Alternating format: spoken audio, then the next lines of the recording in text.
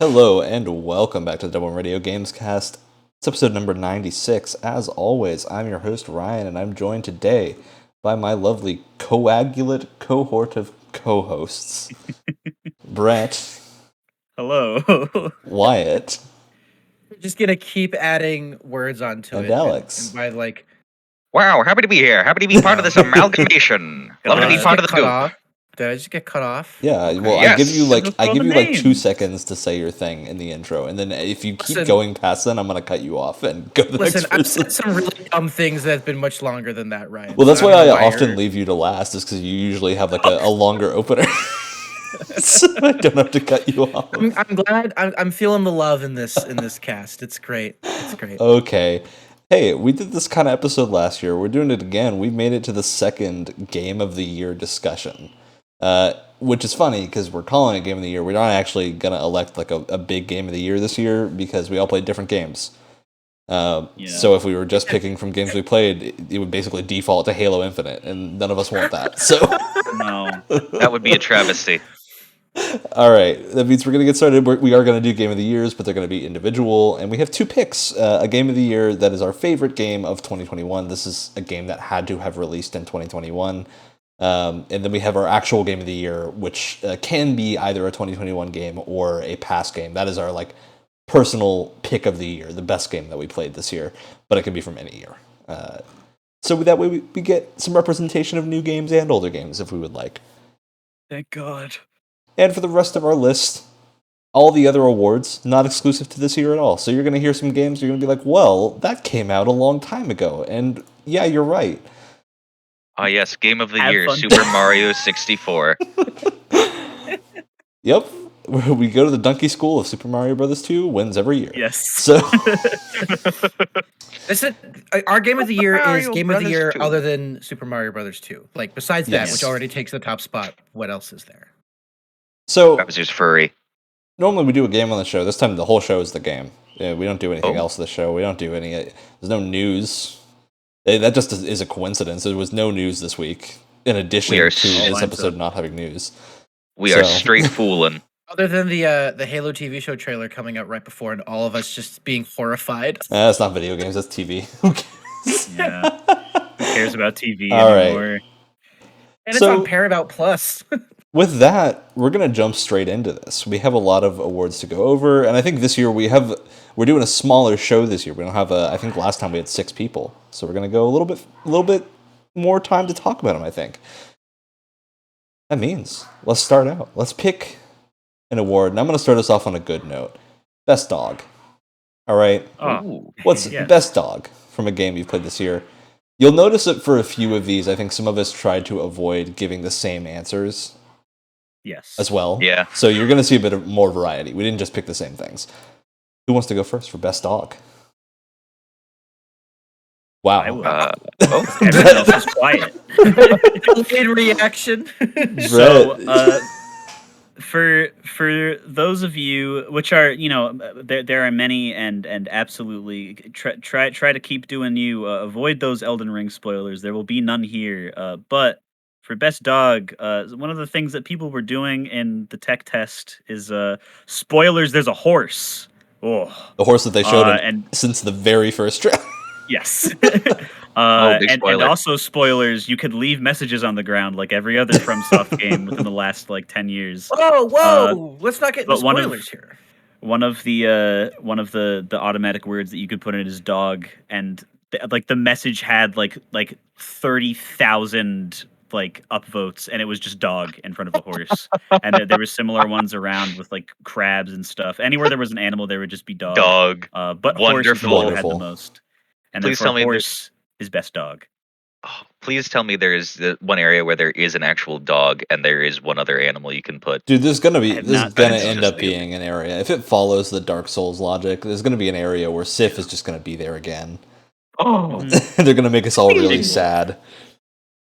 All right, look, I gotta go for my best dog. This is the first award of many that I'm gonna be giving to Final Fantasy 14. Who could have thought? Because look, I had a different answer for this, but then I thought about it and was like, no, the 14 dog's better. And so I think I was gonna put Cosmo, but I just really liked Argos in 14 because You can look up a picture of Argos. It is the like most luscious dog you've ever seen. I think it was even the game introduces it as luscious dog. I'm just like, this That's is awesome. everything that I wanted in the game. It's great. He is very luscious. Oh my. Oh yeah, he's a good boy. Who's next? I'll go D-Dog from Metal Gear Solid 5 because he has an eye patch and he can rip people's throat out and he's just the cutest little guy and I love him. Cutest little man. That's it. That's it. Good. Let me get back from Googling pictures of Argos. Ryan alluded to mine, Cosmo the Space Dog from the I completely mind blanked. Guardians of the Galaxy game. I was about to say Avengers, but that's I was going to say Avengers. no. That's a no. That's a real rough Avengers dog.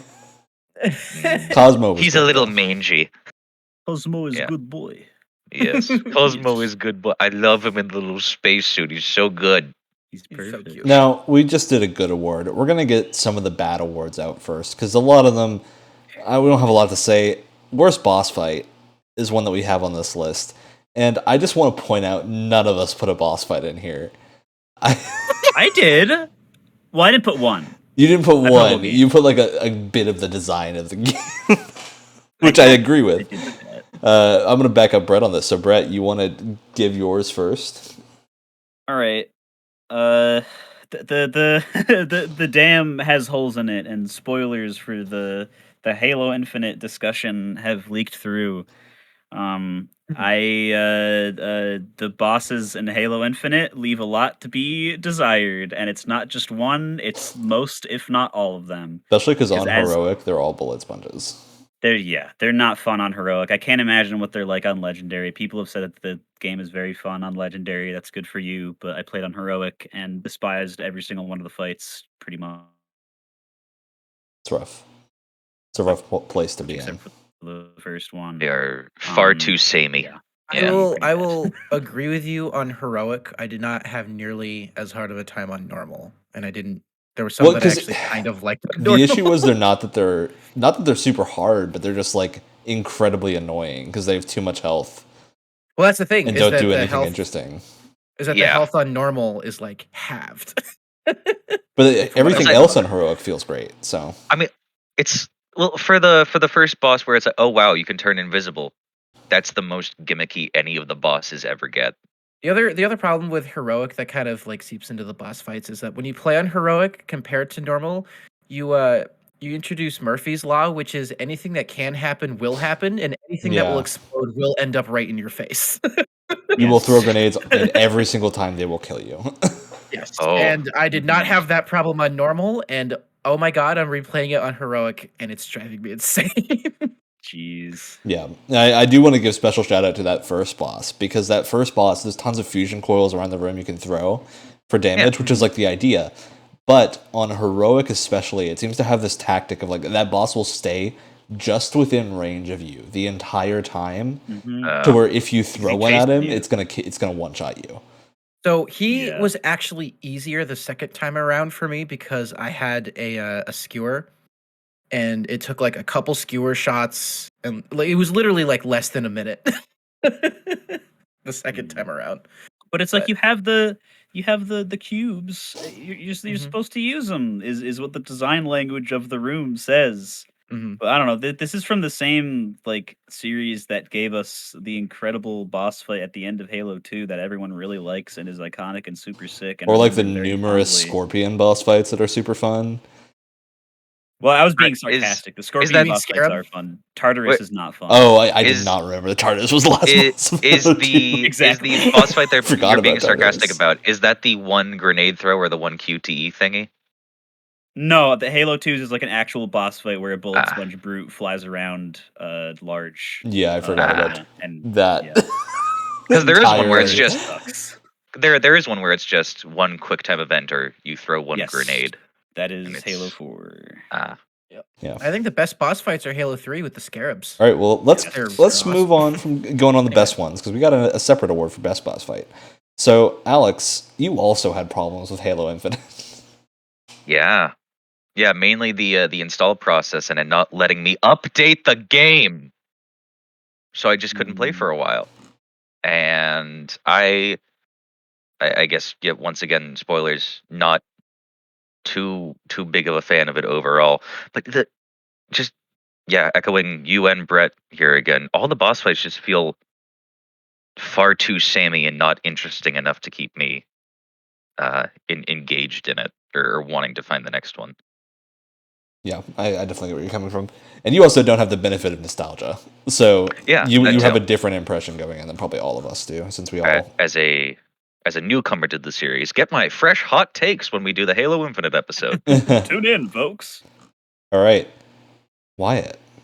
And I did nothing Halo Infinite related. But Keeping it it's fresh.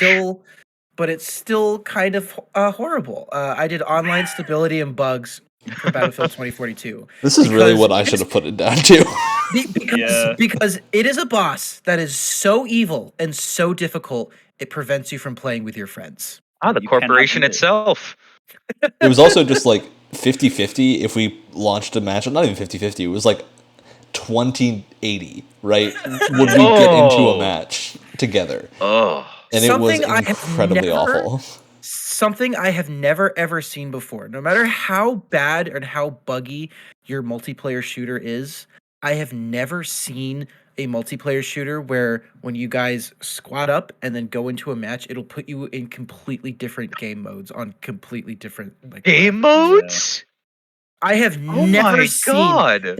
That is the main reason it's here, because I have never seen anything like that before. Yeah, and there is video of this on the channel right now. You can find. I think I launch into a regular game and then I suddenly spawn in a Portal Rush map. It's really cool. Oh. It's one of the most confusing things that's ever happened. Rush, you mean the now game mode that is no longer in the game, yeah. correct? Yeah. Just don't remind me. It's just such a pile of rough edges. In fact, there's not even, I wouldn't even say there are edges, just curves. It's just a chrome sphere. It's Infinite. It's terrible. All sides are bad. Too bad it has infinite sides. Well, you know what happens when something has infinite sides? I'd say it's pretty memorable. And you know what? Yeah? Are you sure about that one? You gonna double down on that one? Let's hear him out. Let's hear him out. Oh, we have an award for most memorable. We do. Oh, that's where it's going. That's the segue. I need a minute.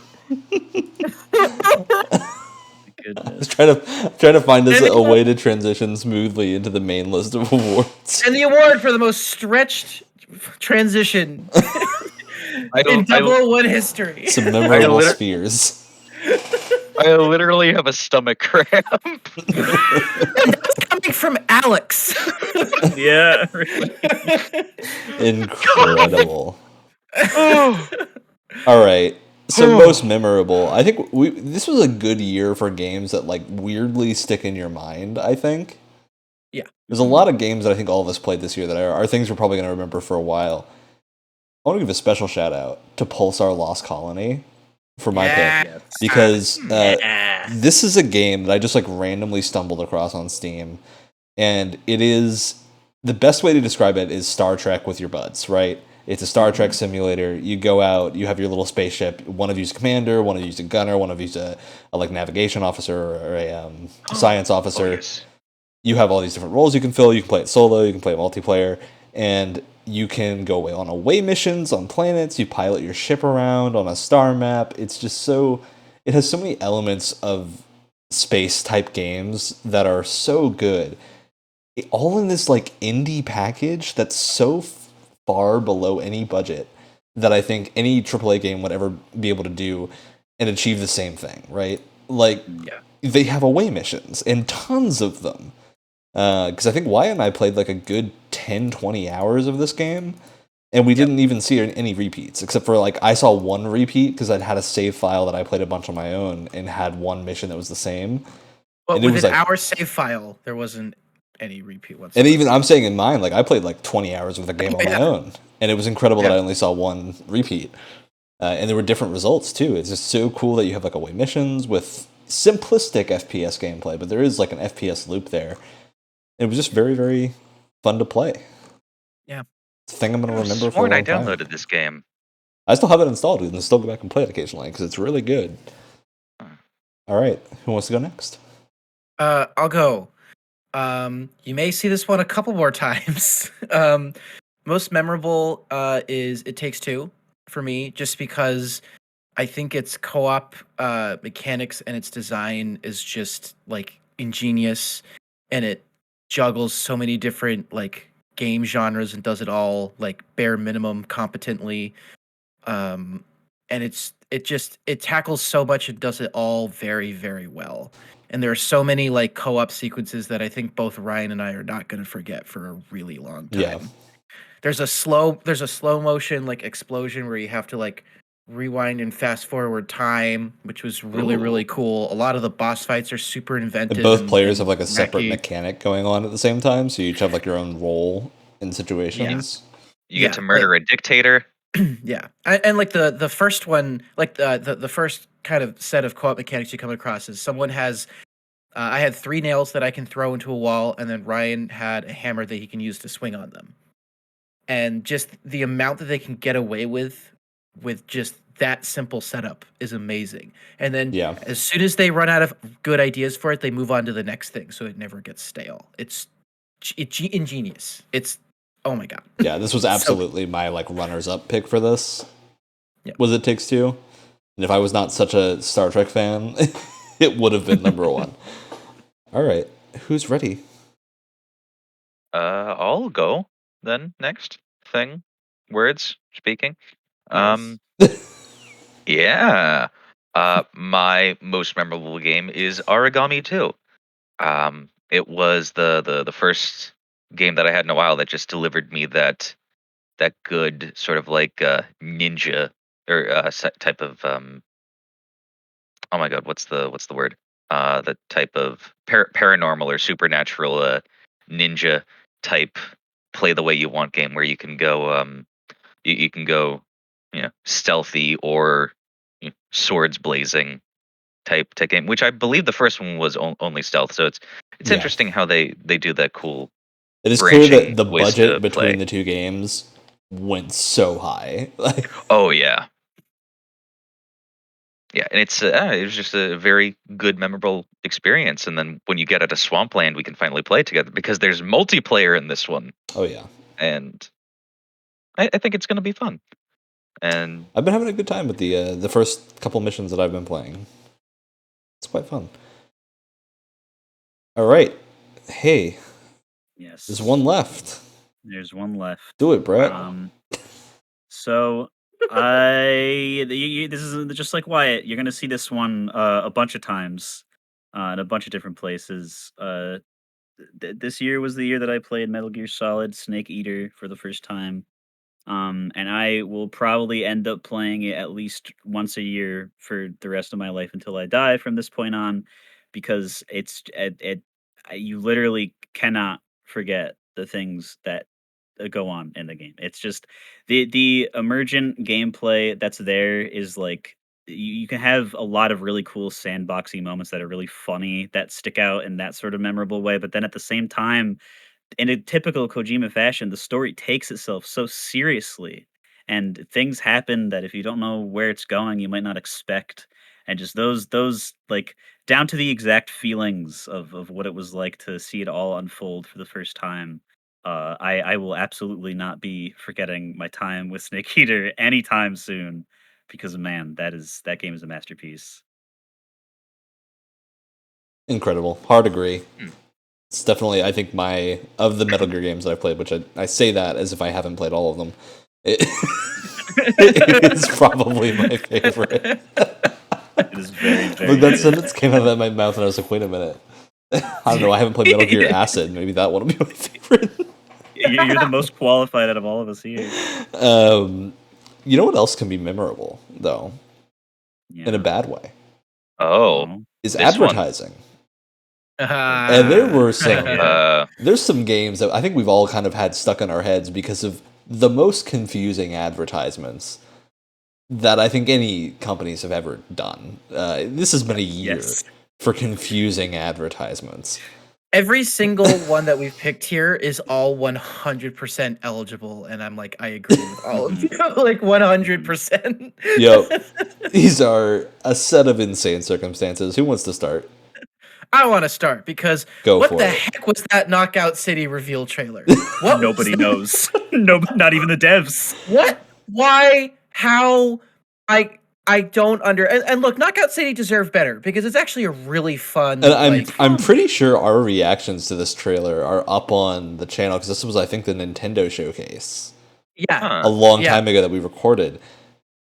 Now I did rewatch it in preparation for this because I was like, I want to watch it again just so that I can talk about it a little bit. Watching it again, I think we've probably talked about this in an episode, but I see what they were going for because they're like, oh, okay, we're gonna have this like CS:GO looking guy, we're gonna have this like World of Warcraft orc looking guy, we're gonna have this like pixel anime girl here, and they're all gonna be playing the game together. And the idea is that it's a very accessible game that like anyone from any kind of like scene can get into. There's also like riffing off of sitcom confessionals and whatnot too. Like there was some neat ideas in that trailer. It's interesting, and I was like, I see what you're going for, and what you're going for was a really good idea. I just think the way they executed it was so like just baffling. Well, because we don't find out what the game like. is until like a minute into the trailer. Yeah, it was bizarre, and like I said, Knockout City deserves better because it's a really, really fun multiplayer game. Yeah. And how many people do you think got turned off from that trailer by just Exactly. Or just like wrote it on, not even turned off, but just forgot about it because it took so long to show us what the game was. And I'm worried that in the future that it's going to be recognized mostly for that weird trailer and not so much the game itself, which again is a shame because it's a really fun game. All right, who's next? Oh boy. Well, I spoiler for the guy who talks after me, Ryan, for what he says, but he put 2, and I wanted to put one of those, but I thought for a second. But we'll both talk about that one when we get to Yes, we will talk about both of those, but it's not even like a single like advertisement trailer or anything, but the entire ad campaign for the thing that might not exist, Blue Box's Abandoned, is like it's like a thought experiment. It's like a psyop. Nobody knows what it is. This is the thing where it's like supposed to be like a survival horror open world realistic PS5 Sony game with the app that was gonna come out and drop a trailer, but the trailer was like 3 seconds of a guy walking on the floor, and then they had the guy that definitely wasn't Big Boss or whatever blurred out in the background with Metal Gear Solid font, and like the guy's initials lining up with the like a bunch of Kojima stuff or whatever. Only for it to seemingly just be the creations of a madman that has a lot of accusations with a lot of evidence of scamming people in the past. So nobody knows what the game is yet. Important thing is, no not even a one. game. People kept thinking this was Silent Hill or something insane, Yes. right? That's the important context here. And Blue Box is like not a company that can afford to make it, right? No. They're not a heavily funded company, but there was so many like weird. It felt like an ARG that this company existed because there's so many like ties to different segments of the game industry that are incredibly tenuous, right? None of them are solid ties anywhere. But you could like find a tie between this like leader of Blue Box and basically everyone major in the industry, which led people to believe. Go for it, Brett. The important thing with this is that I do want to say is that it's not like when you read about it, it's very easy to think like, oh, these are just things that people are imparting over the information. Like the devs clearly didn't intend this. No, they did, because people were like, oh, does this mean this? And the guy was like, I don't know. Maybe there was that's the way that you theory. Yeah, the way that you absolve yourself is you say no, but he didn't do that. Probably for a publicity stunt. But again, we just don't know. And we also, what made this even worse is after all of that, what happened is he went on a bunch of interviews and I think realized he was in over his head. Yes. And did a bunch of like tearful interviews about like, we were not ready for this response, because it was like a 1 week where Abandoned got so much extra news and press coverage because of some thing involving Metal Gear and Hideo Kojima, and some weird link between Hideo Kojima mentioning like a blue thing somewhere, and then Blue Box being the name of the studio. It was insane. Yeah. And then I think this guy had the realization that he led people on a little bit too much, and now there is no way he can live up to the hype that Silent Hill would have. So what's going to happen when people find out it's not Silent Hill? I don't know. It's hilarious either way. Yeah. All right. Look, I picked two things because I think they're both extremely confusing. Let's get Legends Arceus out of the way first. Legend Arceus. Pokemon Legends Arceus, I think you can watch the emotional journey that I think Wyatt and I especially had about this game, because first trailer comes out, universally we're like, this looks like trash. The frame rate was awful, the visuals looked awful. One of those things changed. And it was just a kind of confusing thing. Nobody knew what the gameplay was. It was Breath of the Pokemon, but it's important to keep in mind too that like I am not a Pokemon fan at all, so I was just kind of sitting back and being like, "Well, let's see where this goes." You're just very confused. grab my bucket of popcorn and just see what the heck happens, you know? Now it's entirely done a flip of like, oh, this game's actually pretty good. Yeah, It is probably apparently the best mainline Pokemon in a long time. I don't know. Crap. I feel like this game could have. The thing is, it looks really good in battles. That's what I've noticed. Yeah, because playing you're not looking at the environment. And you at said all. interiors. And interiors look good, yeah. And anything that isn't the like ground texture and the trees can look pretty good usually. But it's which it's is got a this lot back. of the open world. Yeah, the it's a weird decision. I wonder. I feel like they just ran out of time somewhere. That's what it feels like to me. Yeah, But so much of the game is good when I'm playing it that I'm like, I just wish they had actually not tried to hide so much of what the game was in the advertisement, and actually like show some of the structure and like the gameplay loop, because I think that's what people have really been liking about it. And I think it might have been like the biggest launch for Pokemon if they hadn't been so closed off and focused on like the environment panning shots that didn't look good. Because that's what I was gonna say. If you're gonna do that kind of like more vague marketing, where you're not really giving away too much, especially very early on, that means that your visuals have to really like bring people in. Yeah, which if is you're going to do partially the Breath why- of the Wild panning shot, you need to look as good as Breath of the Wild does. Well, and even Death Stranding did a similar thing. It didn't tell us what it was for like 3 years, 4 years, or however long it was, but the imagery was like bizarre yet also inspired, and the game looked gorgeous. So And the fact that we'll have to- Kojima's name was attached to it. Exactly. The Death Stranding stuff left questions with us that are like, wow, what's this all about? Not why are there not enough polys? Yeah. Yeah, not why does this look like a game from I was focused on the story 2008. of the Death Stranding trailers, not the way the game looked. And I think with Legends Arceus, they just led us in the wrong direction with the trailers. And it's a good game, it just had these issues with how it advertised itself. You know what else had issues with how it advertised itself? Ooh, baby, did it. Final Fantasy, Stranger of Origin. Stranger of Oh, Paradise. Paradise. Final My Fantasy God. Origin, Stranger of Paradise is the name. This game, First of all, what a name. what a name. This We're here game to kill has led us chaos. on a journey. I'm going to preface this by saying the demo that launched is some of the most fun I've had in like a Yes. Souls type, not even Souls type, but like Neo type game that isn't Neo. This crazy action variant of the job system is super fun.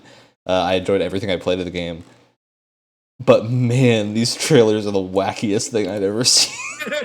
I will say when they were talking about one of the devs in one of the interviews, when they were talking about what they wanted to do in this game, is that they wanted it to be unforgettable. And by God, did they do it? And the game's not even out yet. Everyone's gonna remember this. Every single trailer that has come out, there has been a meme It started with Chaos, then it was the Limp Bizkit, and this one you're gonna have friggin' My Way playing while the character is walking with like an Android phone in an open golden field. In Final Don't forget Fantasy it- 1, right? Like that's the and setting. the boy band party. It's absolute insanity. I don't think I've ever seen. I've never been as sold on a game and still so confused as to what is going on with the advertising. It makes me so angry and not at it. I just It's interesting because like we're like these are the things that we're playing at that are like funny and like good, memorable. But like the first trailer, like did things to the game's detriment because they did not advertise that you can, that it has like insane customizability and like just like jobs. Because and the things that outfits looked and everything. really cool in the first trailers, they showed magic that looked really fun, and they showed a Final Fantasy man in a leather jacket with a giant sword, and people were like, "Okay, cool." Yes, That's it. but they. Yeah, that was it, and like the default character designs, people are like, "Oh my god, Final Fantasy characters look like this," and it's like, yeah, because that's the outfit that you get before you get That's the any of the outfit cool you start the armor game in. customization. It's the Yeah, but they default didn't- leather jacket that you'll get your crap kicked in. They didn't say that, which they should have, because I think if they did, like, you can start Dark Souls in a loincloth, and people don't care because you can get. Well, I mean, sometimes it's good to stay in a loincloth, but also because you can get other things, and that it's like, oh, okay, that's part of the game. But they didn't say that, and they should have. Did Dark Souls ever do a thing where they showed you in the loincloth in a trailer? Every game for Dark Souls, at least, they do pick an armor set that's like, this is the character of the game that you can It's the choose to like not the look like at all. the default knight armor set that you Yeah, but fat it's roll usually in, like a right? special set from defeating a boss or something, or like a reward for beating the game. Huh. But with Stranger of Paradise, Final Fantasy Origin, this title is so confusing. That's another part of this confusing advertising. It's so bad. Blame it But- on Nomura somehow. it's Supposedly, his it's like a weird prequel to Final Fantasy 1. There's now rumors floating around that this is gonna like create an extended universe for Final Fantasy, and I just don't want that. Oh no. You mean another one? They're gonna reboot the entire franchise. It's Well, just you see, so- Final Fantasy 1 already has a 2,000-year time loop built into it, and this Yep. is an NES game. So now it's 2022. Let's see what happens. 100%. Oh no. I am also very excited because they did show a teaser of this game that looked like assets from Final Fantasy VII Remake Part 2, because apparently they're using some assets from that game and a Remake Part 1 in Stranger of Paradise. Interesting. So there's some speculation going on that we might see some hints as to what happens in 7 Remake Part 2 Ooh. because of what areas we'll see in this game. And I'm like, apparently the way some of the areas are designed is they're references to other Final Fantasies, so you'll have like an area designed after like Final Fantasy 6, an area designed after Final Fantasy 1, which is most of them. And then you'll have like areas paying homage to a few of the Final Fantasy games. I really like that. It's very cool. Cool ideas, cool customization. It's just, man, the fact that when you beat the demo, the cutscene you got was good old Garland, whatever his name is, puts in earbuds from like an Android-looking phone, and then plays the button to start Limp Bizkit. In Final Fantasy 1. And this isn't even in a trailer. This is in the final cutscene of the demo. Final cutscene. It's just a shot of his face as he walks away with earbuds in and Limp Bizkit playing, and it was He's just so cool. He's just so cool. But it has that Metal Gear Rising Revengeance thing where you can tell that they meant it. yeah. It's just that kind of thing where it's like, oh, this is finally another one of these games where it's just absolute insanity. They're aware it's ridiculous and they're playing into it. It didn't translate in the marketing at all. I don't think it translated in the first trailer. I think in the second and third trailers it has translated because people are aware of it now. By now we've gotten it. By now we've grasped the fact that it's tongue-in-cheek. And I think the first trailer did suffer because of the chaos thing and the fact that just choose a different outfit for them to wear. Just make them look like they're Final Fantasy characters in the first trailer so people don't get super concerned and go, what is this? Yeah. Right? just put them in like... Because you get some armor sets in the demo that are really cool. Mm-hmm. And again, I think you can see our reaction to this because I think we did a live stream for the Yeah, we Square did. Enix show. This was So you can go watch that if you want, because we had quite a time as like an it was initial wild. reaction. It was just so confusing. It was like it was going from hope to just like utter disappointment to vague interest, and it was a wild range of emotions. All right. See what you can squean from the trailer. You know what else represents a wild range of emotions? Yeah. The best art Where is this styles in games this year. They make you feel things, Okay. you know? We're Brett, I'm going to let you go Yeah. first for this, because I think you have the most legitimate answer here. Do Wow, I? okay. Okay. I'll take it. Or not the most Um, legitimate, the answer that has been talked about the least of other things we that talked is about. true. Except for me, yeah, maybe one, but yeah, Sable, you know, a lot of probably more, you know, impressive games in multiple regards came out this past year, but even after playing a bunch of them, Sable has a nice place in my heart for just being a cute little chill time, and the art style is a huge part of that. Very, I've never seen anything like the late French artist Mobius, but in 3D, and it translates super well. It's so cool. Like this is what you do when you are an indie studio and you want to make your game memorable. If it looks like this, I don't even care if it destroys my Xbox One running it. It is so worth it because it looks so sick. And I think by this point the running issues have been patched out now, which is good. But just traveling in that world of, again, like 3D Mobius art style, which is he's an artist I've enjoyed for a long time, from doing comics and stuff. Um, it's just super cool how they were able to recreate it. All the little dots, all the weird colors and shading, and a day night cycle that like keeps all of it super interesting. Pretty much anything visual, any of the visual categories, I think I just put Sable for them because it's just such a striking game. Um, Yeah. but yeah, that is my pick. All right. Who wants to go next? I'll go Great. next. Go for it, I'll Wyatt. do it. I'm going for it. Mine is Kena Bridge of Spirits. Talked about this game a lot on our show. I love this game so much, and I think what I love about the art style is that on top of it being in a setting that I just really like the design of the world and the characters and everything is really interesting to me. Um, it's very much like it reminds me a lot of like Avatar: The Last Airbender, and I was getting a lot of like vibes of that while I was playing. But I think it balances like it's both like in just in terms of its art style, I think very like well accomplished, but I think it's also very like technically accomplished. So it kind of balances both of those really well. And it's a good example of like competency in both, I think. And you know, it's a game from an animation studio, so the animations are absolutely just gorgeous. The lighting also was a huge standout for me.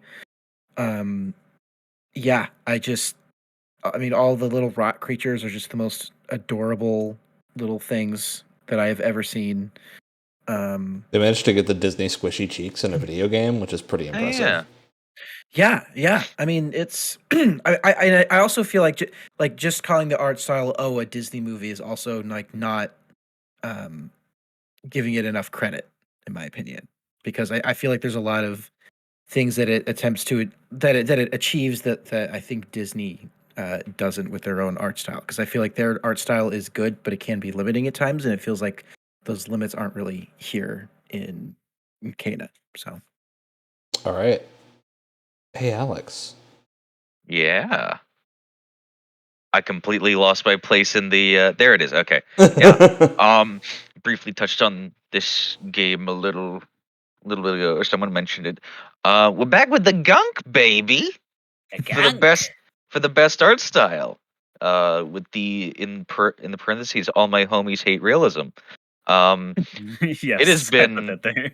it it has been very long, at least for me, since I found a game that was this charming and yet very gritty.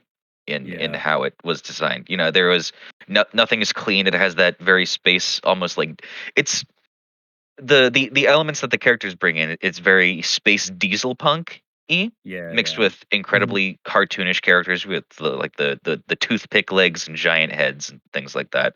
And then the environment around it is so it contrasts the space diesel punkness with such like beautiful round shapes and colors that you get to suck up into a hand. It does and have turn into very good fuel. suck physics. Yeah, It's a weird sentence does to say, suck. but it does. There's very few other games that nail the suck. nothing sucks as good as the gun. Oh god. All right, and I had to pick Genesis Noir. This is a game we talked about last time we did the Game Pass Games Club. Super unique art style. I don't think I've ever seen a game attempt it otherwise. Great time. Really enjoyed the weird, like, I don't think this even fits well into a specific style, but it's almost in that Art Deco poster of like a film you would go see, or a comic series that would be in a newspaper, right? It's such a strange art style that I think goes off really well.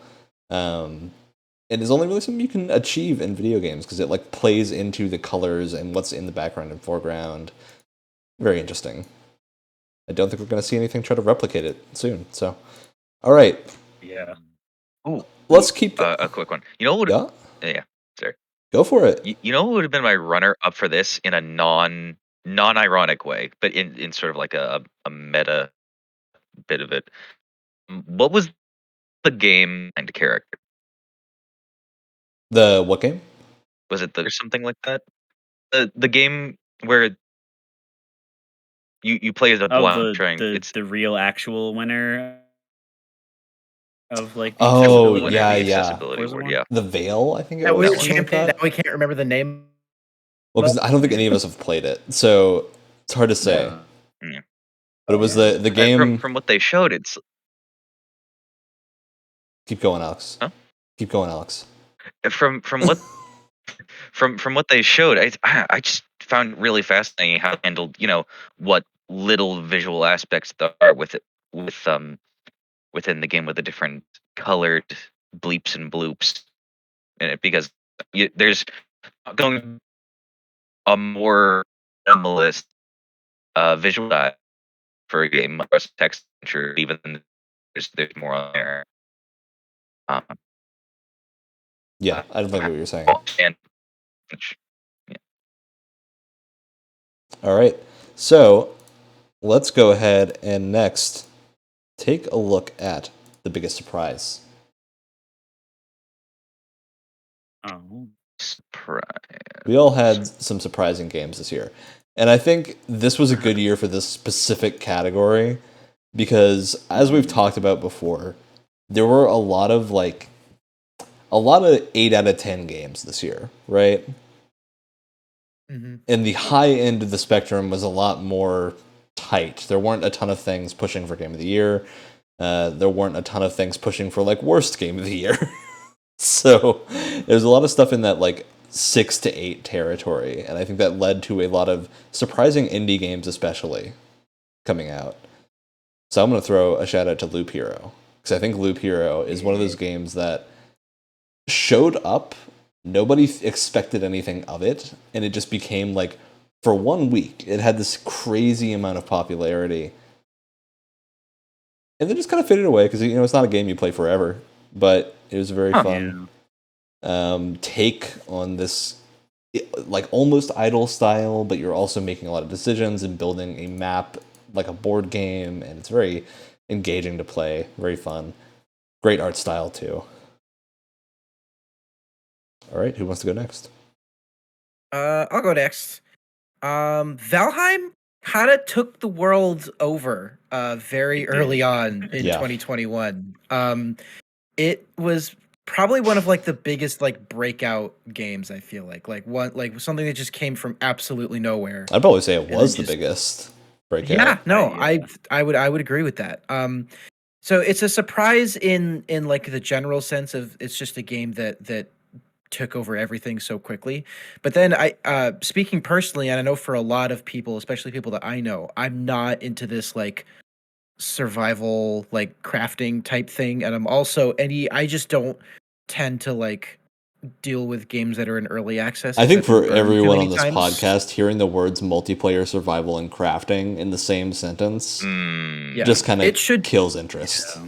it should mean like I am never picking up this game ever. But I kept hearing from all my friends that hate those kind of games who are like, why you gotta try Valheim? 'Cause And I was the like, same all way. right, That was, fine. I think, the first week we heard about it, I kept talking about it because I was like, this game is wild compared to what I expected, and it was great.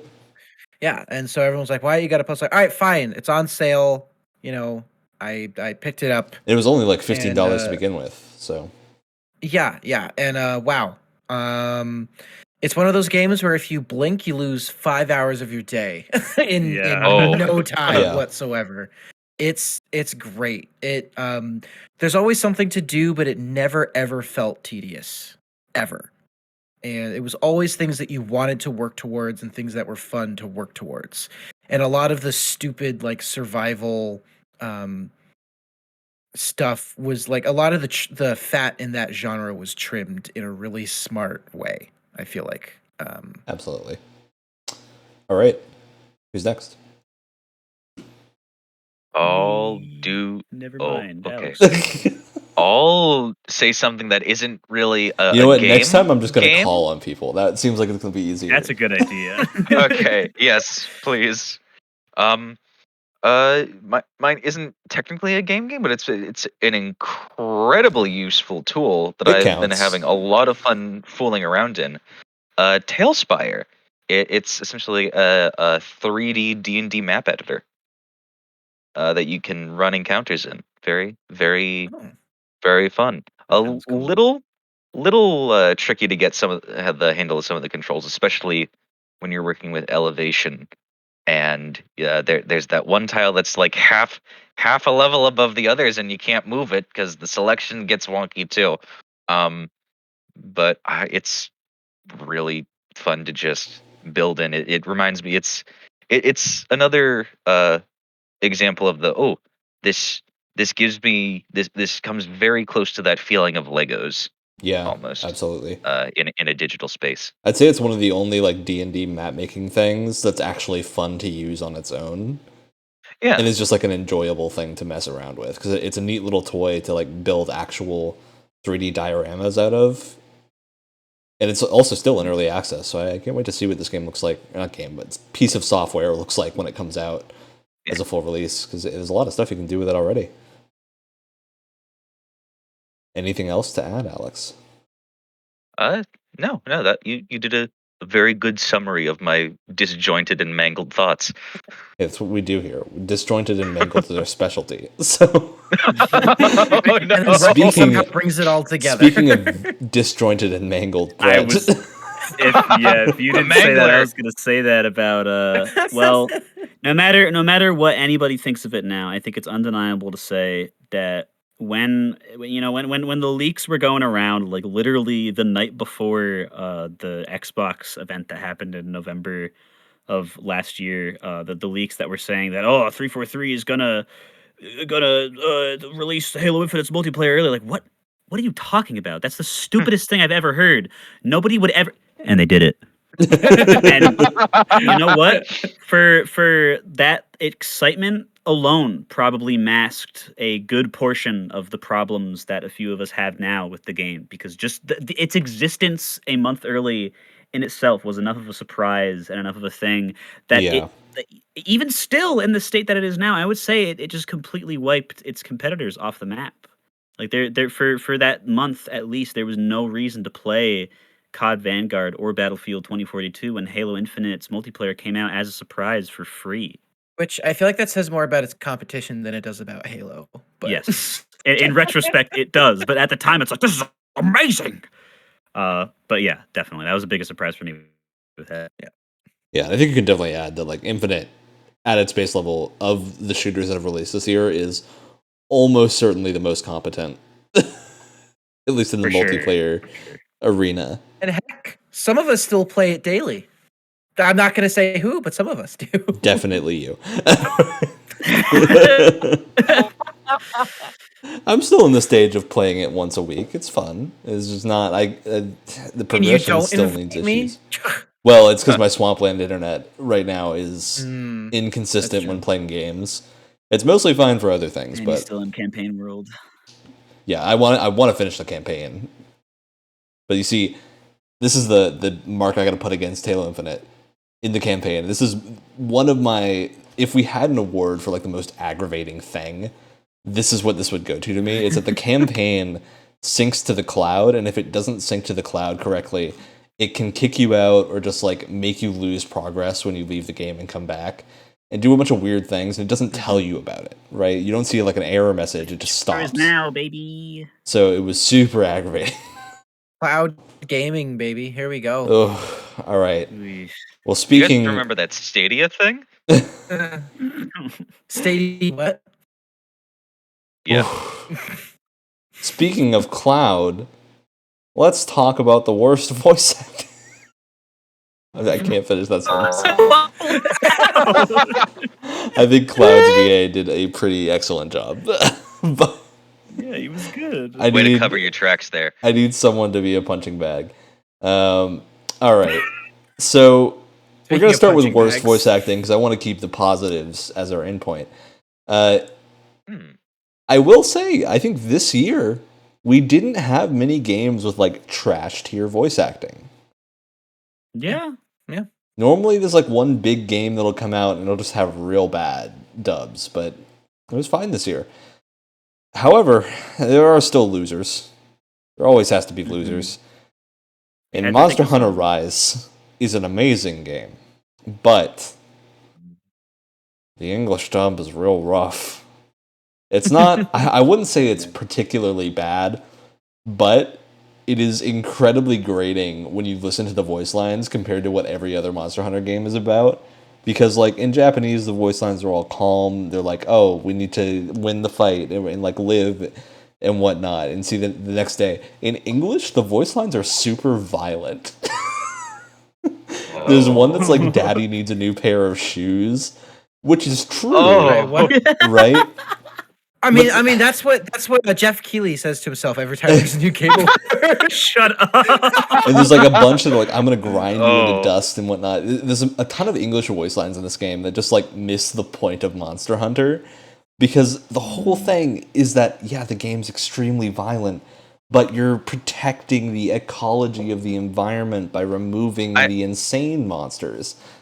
I mean, that Yes. really reflects, Japanese versus American culture. I want to very know true. who dubbed this, because from what I recall, just this wanna talk to wasn't them. really a problem in World. I think someone here just like was like, oh, we'll just do the fighting game callouts that we always do, and we're like, oh, let's actually look at the game and make some correct types of callouts, because it is super distracting when your hunter goes like, I'm gonna make you into shoes. While you're hunting a monster. I will turn you into glue. It's just Shoes. very violent, which is weird for Monster Hunter, despite it being an incredibly violent franchise. Right? Alex, you're up next. Okay, Yakuza Like a Dragon English dub, because it's a theme. I've never really too much liked English dubs for games though. I don't know. I have a weird. I find some English dubs for anime weirdly okay, but for games they've never really hit it on the spot.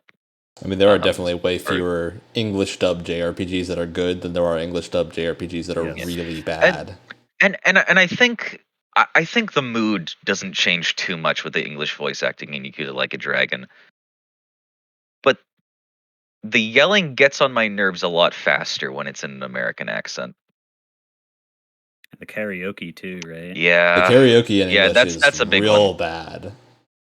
I would like to say the best dub of this game that's out there, of any of these games, is Ryan Brett and I. Yeah, is the Wyatt streams at a bit rate that's too high for Discord, so we have to wait 10 seconds between every line. That's the best dub you're gonna find of any Yakuza game. Yeah, Yeah. I do want to say, having played Like a Dragon both a fair amount in English and in Japanese, the English dub is far worse than the Japanese version, but it is passable if you're wanting to play the game through and don't want to have to read the subtitles. It's not going to make you hate yourself, but man, some characters sound just not bad, but really miscast in the English dub. Yeah. All right, Wyatt, what you got for us? So this one requires a bit of an explanation. Horizon Zero Dawn. I struggled with this with this spot a lot because, like you said, we didn't get a whole lot of really bad voice acting this year, like overall, especially from like the amount of games that I played.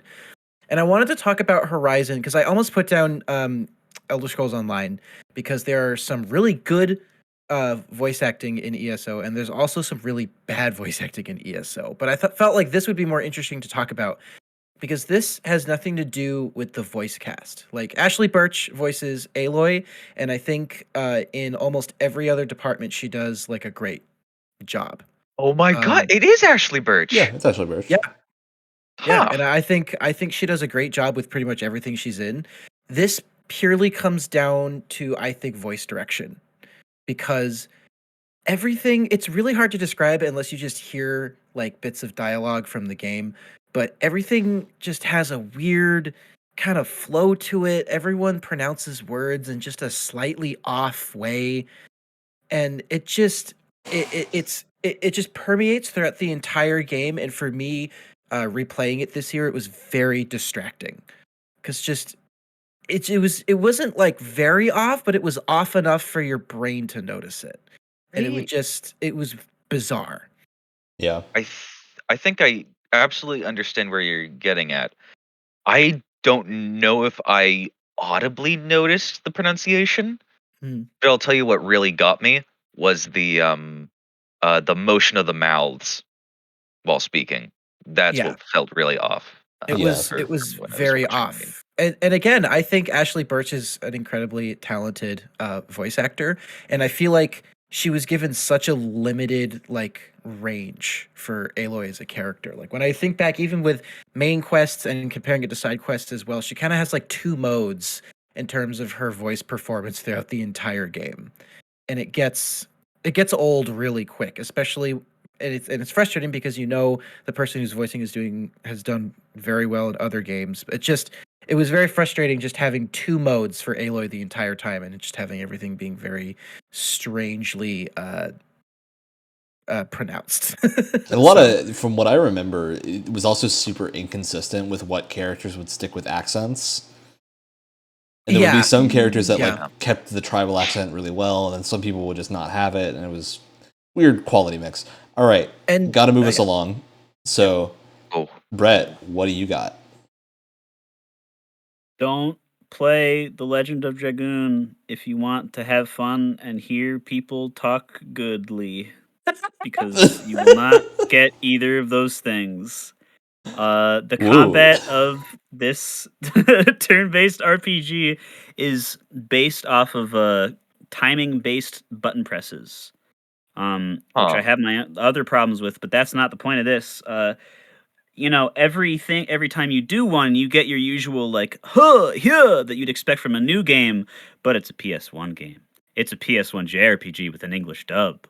So it's you get your horrible, terrible, bit crushed people that sound like they just are like just hungover doing that, and then they say the name of their attack, and it's just like, and it's like, what? What did you just that okay? All right, he's dead. Cool. Which is so confusing. Great job, Dart. Because for reference, Metal Gear Solid was also on the same console and sounded great. I don't know. They can't all be Metal Gear, dude. They can't all be Metal Gear. All right, moving on. I'm going to take us through a few speed round awards because these are the ones I think we don't have a ton to say about, but are kind of interesting. Swimming in Sevens. A lot of games here.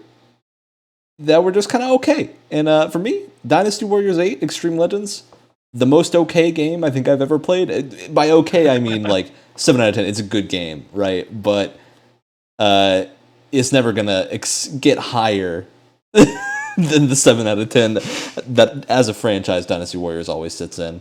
But if you're going to play one, Dynasty Warriors 8 is the best one. So go play that one. All right. Alex, what you got? I have Outriders. Solid gameplay. Okay story. Okay visual look. I don't feel. I feel like the developers knew that not enough was done with it, or not enough in the right places. Which is interesting because Square Enix is adamant this is going to be their next major franchise. I'm going to leave us on that and go on to Wyatt. Oh, huh. Oh no. Mine was Back 4 Blood. I love Back 4 Blood. I love this franchise, but if I'm being objective about it, I think it can get very repetitive. A lot of people have had technical difficulties with the game. And despite its really interesting card system, I just feel like there isn't it doesn't do a great job of bringing people back for hours and hours and hours like Left 4 Dead did. All right, Brett.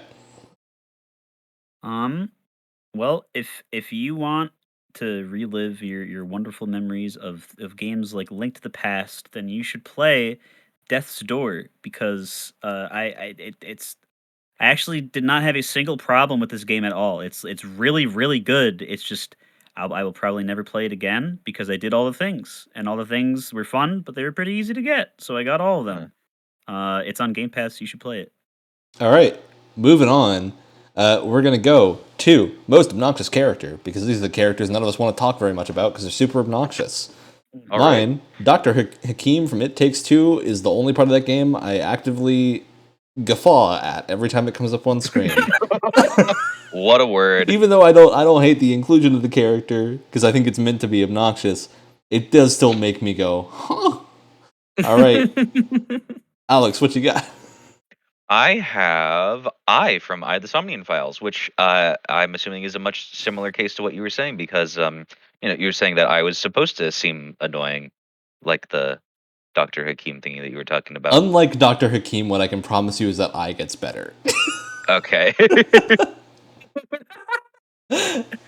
All right, Wyatt. Speaking of not getting better, this barely counts as a character, but I'm going to put him here anyway. The narrator from Biomutant, because he narrates every single thing you do and also every single line of dialogue. And despite the fact that it's the same narrator from the Stanley Parable, who does a great job, he gets very obnoxious very quickly.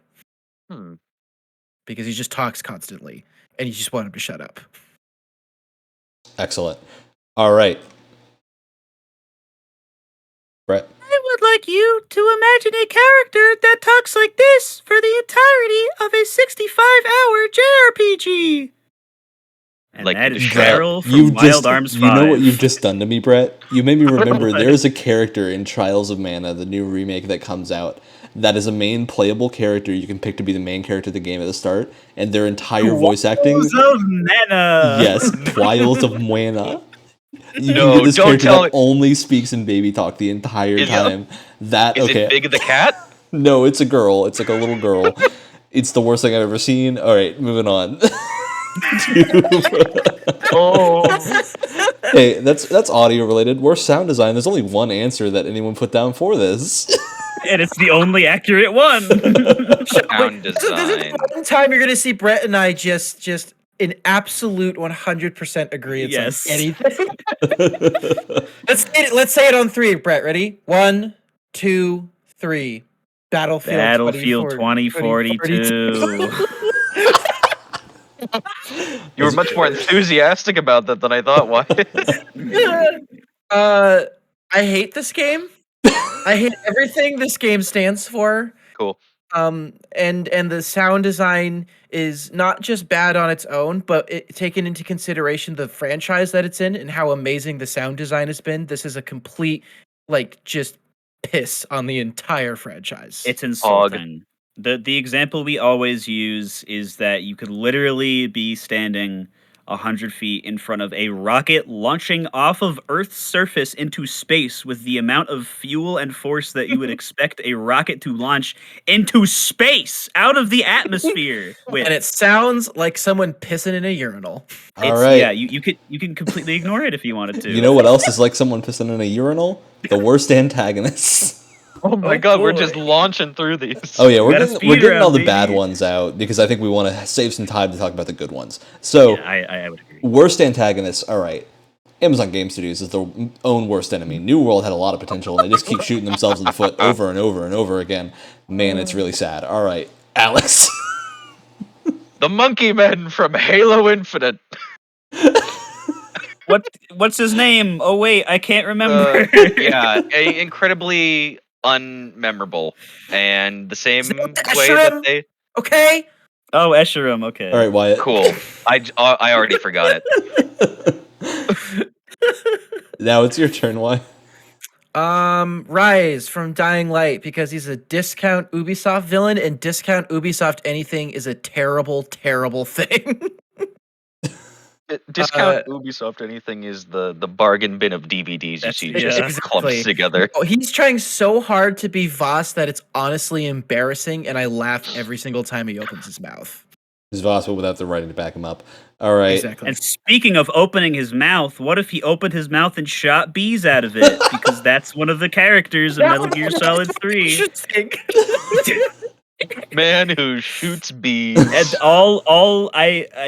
listen, there's no room left for any cool antagonists in that game, but the antagonists that aren't cool are really not cool, which is kind of a shame. All right.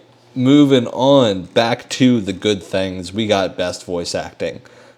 All right. Well, we're not going to super speed round this, but I'm gonna start pushing people on if we keep going for more than like 2 minutes. Nier Replicant. I think Brett and I can both talk about Nier Replicant. Yes. Really solid voice cast throughout. I think it's Laura Bailey's best role she's ever done. Absolutely. Near universally. What? Oh yeah, Huh. she's Kaine in this game, and there is a trailer for this game that is just her swearing out a book for a minute and a half, amazing. and it is one of the most compelling pieces of advertising I've ever seen.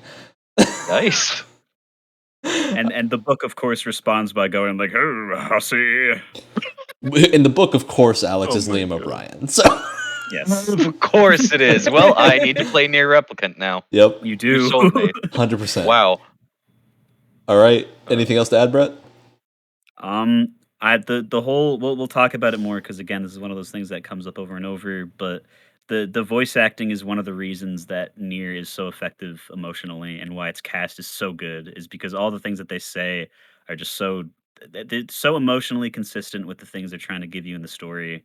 And yeah, it's And no game gets angry Oh. people as right as Nier. yes. All right. The angriest game. Alex. I have something to add, not to that, as my next thing. Oh my god, I lost my place. God of War. This Yeah. will not be the first time this appears in this list for me. Best voice acting. Oh yeah. Wow. Oh. Do I need to say more than boy?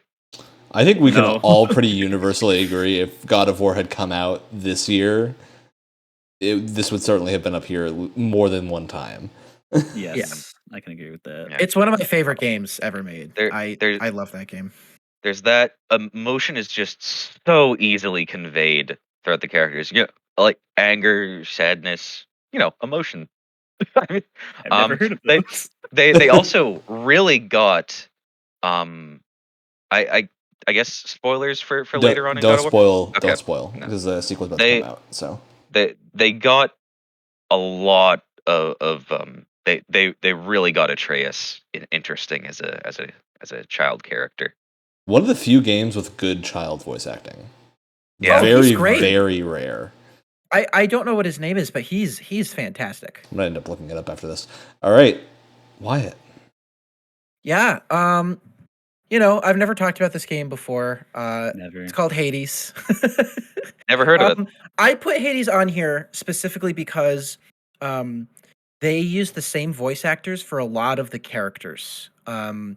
and they can completely transform their voice into a completely different character. Like it's amazing. I think there's one person that voices like 6 different characters, and And all like major characters, not like random side characters. No, yeah. I mean, there's probably like 2 or 3 people that composed the entire pantheon of the Greek gods in that game, and their voice work is and their character work for those voices is absolutely incredible, and they just nail it across the board. Like, damn, it's really, really well done.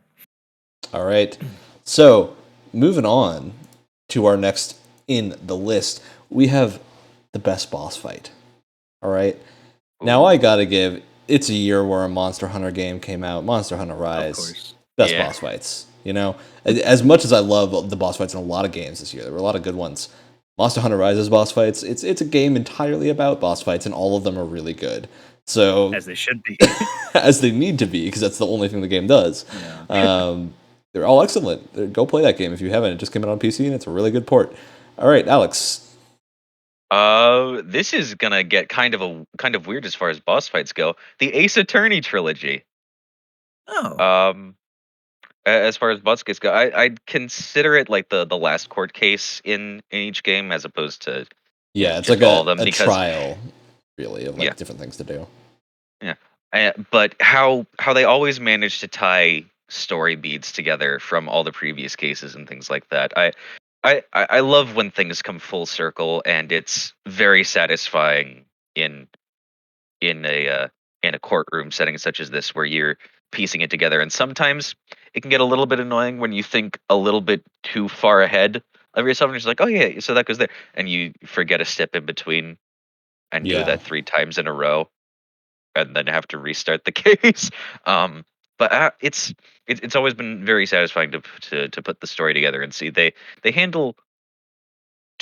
In most of my experience, especially in the original trilogy, they handle twists pretty well, and the combination of story beats, as ridiculous as some of the naming conventions can be in that game. All right, Wyatt. The toolbox boss from It Takes Two, and Ryan, feel free to chime in whenever. This was the turning point in the game for me, where like I was really enjoying it, and then after that boss fight, I was like, this game's a masterpiece, and I was really excited. And it's a very early boss too, and I was excited for the rest of the game because it was the turning point for where this game went really good to freaking amazing. Me. It has everything. It has really fun like AoE attacks from the boss. The arena that you're fighting in, constantly there's like holes being drilled in it, and like buzz saws are cutting it, and like there's like a spinning saw, and then the whole thing starts spinning, and it utilizes your hammer and nail combination of both characters really, really well. There's some really fun slow-mo like sequences to kind of break up the different phases. Oh, it's great. Oh my god, it's so good. And it always reinvents itself every like 2 or 3 minutes. You're never like, even if there's a section that's technically being repeated, they do a really good job of adding something to it. I remember like a distinct point where we hit like the final phase of the buzzsaw bit where it cut out the ground, and there was like this tiny circle left for us to stand on. We were like, it's great. I was like, Ryan. What's about that? Are we gonna? And it was it's everything you would want in a boss fight, and that's coming from someone who normally doesn't enjoy like most boss fights, and that's just a personal thing. This was some wonderful stuff. All right, Brett. All right, so this one involves spoilers, so I'm not going to say any of them, and I'm going to be as vague as possible, because if you want more specifics, either play Nier Replicant yourself or go watch our Games Club. The whole video we did where we spoiled all of it. Yes. So you can go listen. But yeah, there's and it's not spoilers anymore because it's been long enough, but there is an E ending now that is new, and the thing that happens at the end that is the boss fight of this video game is not, the most mechanically interesting, but the music and the characters and the emotions, it's all like, that's where it's all firing on all cylinders. And that was one of the biggest moments in the game for me that had me in tears. Yeah. It made the boss fight harder because I had to see through. It is a proper Square Enix boss fight. Yeah, it was amazing. All right, moving on to best first impression. For me, Marvel's Guardians of the Galaxy. I did not go in expecting a ton from this game, and was really happy with the entire first section of the game. Just made me. I was grinning so much while I was playing it because it was nailing the tone so perfectly Mhm. in a way that no superhero game has ever done in a comedic way. Right? Like Spider-Man obviously nailed Spider-Man, but in a comedy ensemble cast, Avengers completely flopped, and it was so refreshing to see, especially because Eidos is a studio I love. Seeing them come out with the Guardians of the Galaxy and just do really well was very, very good. All right, Alex. But the best first impression for me, this is might be a little marred from all I heard about the Nemesis system before I started playing it. But Shadow of War, I feel like it had, as soon as I started playing, felt like it had an a decent enough story going for it, really satisfying movement and combat. You gotta shout out the Nemesis system, Alex. You haven't played a game that does it before. Shadow of War is crazy when you fight your first orc boss, and he does the whole "I'm gonna get you" thing, and you start having a little story. It's great. Yeah, yeah, and it's very repeatable too. So you can just because you never know who's going to be your best worst enemy. All right, Wyatt. Ratchet and Clank Rift Apart because it is an exercise in efficiency. It is a tutorial. It is a catch up on the previous games to get you all caught up on the characters, and it's a giant showcase for your for the graphical capability of your fancy new PS5, all at the same time. Hmm. And it looks gorgeous. It plays great. The opening scene is really exciting. There's a lot of crazy particle effects and crazy long draw distances. But again, it's a really good job of introducing the controls and setting up all these characters if you've never played a Ratchet and Clank game before. And it just does all of those real. And the pacing for it is really, really great. And the that first level with all the different set pieces is just a lot of fun. Absolutely. All right. Moving on to Brett. All right. Well, it's back again. Halo Infinite's here, but this time it's campaign in parentheses, which is a separate thing from multiplayer because that's how it's listed on Steam officially, which is funny. Um, yeah, I don't know. The before they give you a chance to really think about anything, I think the beginning of Halo Infinite's campaign does a super great job of just oh my god, this is going a million miles an hour right off the bat. We're going crazy. This is Halo. It feels like a Halo campaign. The first few missions that are actual missions are solid. That's all I have to say. All right. Yeah, I definitely agree. I think of what I've played of Halo Infinite's campaign so far, the first two missions were the most fun I've had in a long Yep. time. All right. Moving on to best side character. Got to give a shout out to my boy Hythlodaeus from FF14. This is not going to make Sorry, what was that? any sense to anyone. Hythlodaeus, right? Because all the ancient characters have names based off of Greek things. Hythlodaeus is not a Greek thing. It's a Greek name, but it's It not a sounds like it. specific Greek person. Whereas all the others are specific Greek gods or whatnot. This is the most wholesome character I have ever seen as a side character in a game. The only thing he ever does is be super positive, but he's super positive and supporting in a way that feels like some parent watching over a small child, right? It's incredibly refreshing to see a character that's like that in a game that just the entire time they have your best interest at heart, right? They're just there to watch you grow and support you, and it's very fun to see that character, especially in Endwalker. They're just super good. Alex. Alrighty.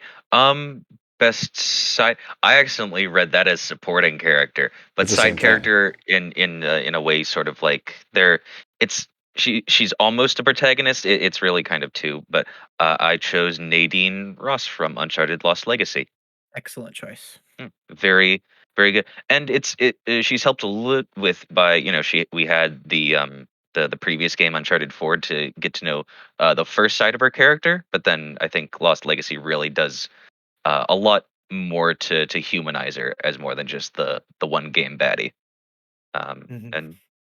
And Naughty Dog is very good at humanizing characters in conflict. All right. Why? Nicolette Gold from Guardians of the Galaxy. In her like introductory mission, you just absolutely grow to love her almost instantly. It's been a really long time since I've grown since I've become like a huge fan of a side character that quickly. And because she's one of the big like emotional pulls for the rest of the story, it's really important that they nailed her introduction and just her character. And I think they did a great job. I think the voice actor did a great job, and she's probably one of the most lovable characters in the entire game, in my opinion. All right, Brett. All right. Final Fantasy IX does a lot of things really cool, but if there's one thing that it doesn't do so good is that the party members that aren't like main characters really just get thrown to the wayside. And the one that I felt was most kind of screwed over by this is Freya, the rat lady, dragoon. Like I don't even know. Like she subclasses into like 40 million things by the end of the game. Um, Huh. her story is super sick because it's a bunch of stuff with like her like being in love with like a lost hero of her rat country, and her rat country being like destroyed and stuff, and there's like a whole disc of the game that's like devoted to that, and they just forget about it, which is a shame because she's really cool and a rat. Cool and a rat. You heard it Yeah, it's here. like Excellent. twice the cool factor. All right, best character design. Look, you're gonna release a Guilty Gear game and not expect Yeah. me to say it's got the best character design that year. Of course, it has the best So character pretty. design. Guilty Gear Strive's So characters pretty. all look incredibly good. The art style is excellent. If it wasn't something they'd already done, I would have put it up for best art style. Absolutely amazing character design. All the characters look great. Gold Lewis Dickinson Yep. is one of the best fighting game characters that I've ever seen visually. It's such an impressive design, just from the standpoint of like it's a giant dude with a coffin on his back that has Area 51 on it. It's incredible. I love it. I feel that Happy Chaos gets edgy right. Oh yeah, Happy Chaos is very good. villain Alex. For best character design, I chose Psychonauts 2 because come on, they're just so lovable, and I feel like it also because I was teetering on this one with the Gunk and Psychonauts 2 because I feel like they have a similar art style A to a little bit, degree. yeah. Though I'd say Psychonauts 2 definitely leans more into the into the mindset of almost Saturday morning cartoons on Nickelodeon esque type thing Mhm. going for it. Yeah, And uh, I really enjoy that aesthetic. no game has nearly as many unique head shapes as Yeah, Psychonauts. there are. Agreed. I've never seen a trapezoid done 13 different ways before. All right, Brett. Or no, nope. We got skipped Wyatt us. next. I skipped Wyatt. Look, I'm Oh, sorry. you will be. Kena Bridge of Spirits is up here once again. Partially again because I like the world, so I thought the costume design was great. I think the rock creatures are enough reason for it to be on here somewhere. And there's some really cool like villains that have these like cool looking masks. There's this really cool mechanical bull at one point. A lot of the side characters are either super cute or are just very visually like strong and easily identifiable. And it's just very, very well done. all right, Brett. Um, so I talked about Sable once when things look good, and I said it would return, and here it is. If you stayed as default Sable for the whole game, it would be fine because her default outfit looks awesome when you get the mask and the hood and stuff that they show off in the trailers. But there's customization. Every single article of clothing is just that has like Ooh. 20 different options or something. And it was a really cool, a really successful and good incentive to find all of them and go to these weird places and do all the weird challenges because all of them look so cool. It was one of those times very rarely that I had a difficult time choosing between what I wanted to wear because all the options were so rad, and I ended up buying like what felt like almost all of them because Are, they're just so cool. are there different stats things for armor that you need to consider, or is it? No, because there's no combat. It's just purely looks. Huh. Shows how powerful that customization can be as a motivator. All right. Exactly. Moving on to our best protagonist. It's a lot of games with good protagonists this year. I had to take my pick for Miles Morales. Because finally, we got a Spider-Man game that isn't just Peter.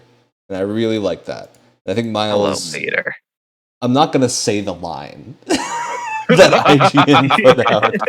But Oh no! Oh, such a bad oh, line. that one. But I do think Oh, the animation and the voice acting nails Morales as a individual and really look Wow. sorry. Don't shows even come that he's a close. very different person from Peter, and it really nails that sense of individuality that he has and the inexperience. I think that's a really cool part of it is you can see like Miles when he's swinging is like kind of falling and kind of like missing a little bit, and he has to keep correcting himself. And I think that's a really cool detail that just shows how much attention was paid to making him a complete protagonist in a way that you don't often see. All right, They even Ryan, do the that was different put so frame rate thing. eloquently and not completely embarrassing. and not Well done. embarrassing and racially charged. Well done, Right. Ryan. Well done. Let's go to Alex. For best protagonist, wowee! It's like one of the games that I talked about is one of my favorite series ever, and it's showing up again. Chloe Fraser from Uncharted: Lost Legacy. Hey, this is the one time in the year where we're allowed to do that. We can talk about the same game as much as we want. Woo! I love character growth, especially for someone who's shown up in every Uncharted game but the first. Well, no, not every. In so many Uncharted games and gotten pushed to the sidelines character wise, very very sort of one note thingy or love interest, and now she's finally a full person, and I love it. And we get a little bit into her backstory, it's cool, it's good. I like the banter between Chloe and Nadine. Very good. All Their right. characters are more than just banter, but I do enjoy Naughty Dog banter. Wyatt. I'm cheating a tiny bit because I have two characters on here, but it's May and Cody from It Takes Two. I think their journey in trying to reinvigorate their marriage through and how that's communicated through not just the dialogue and the story, but also the gameplay, I think is masterfully done.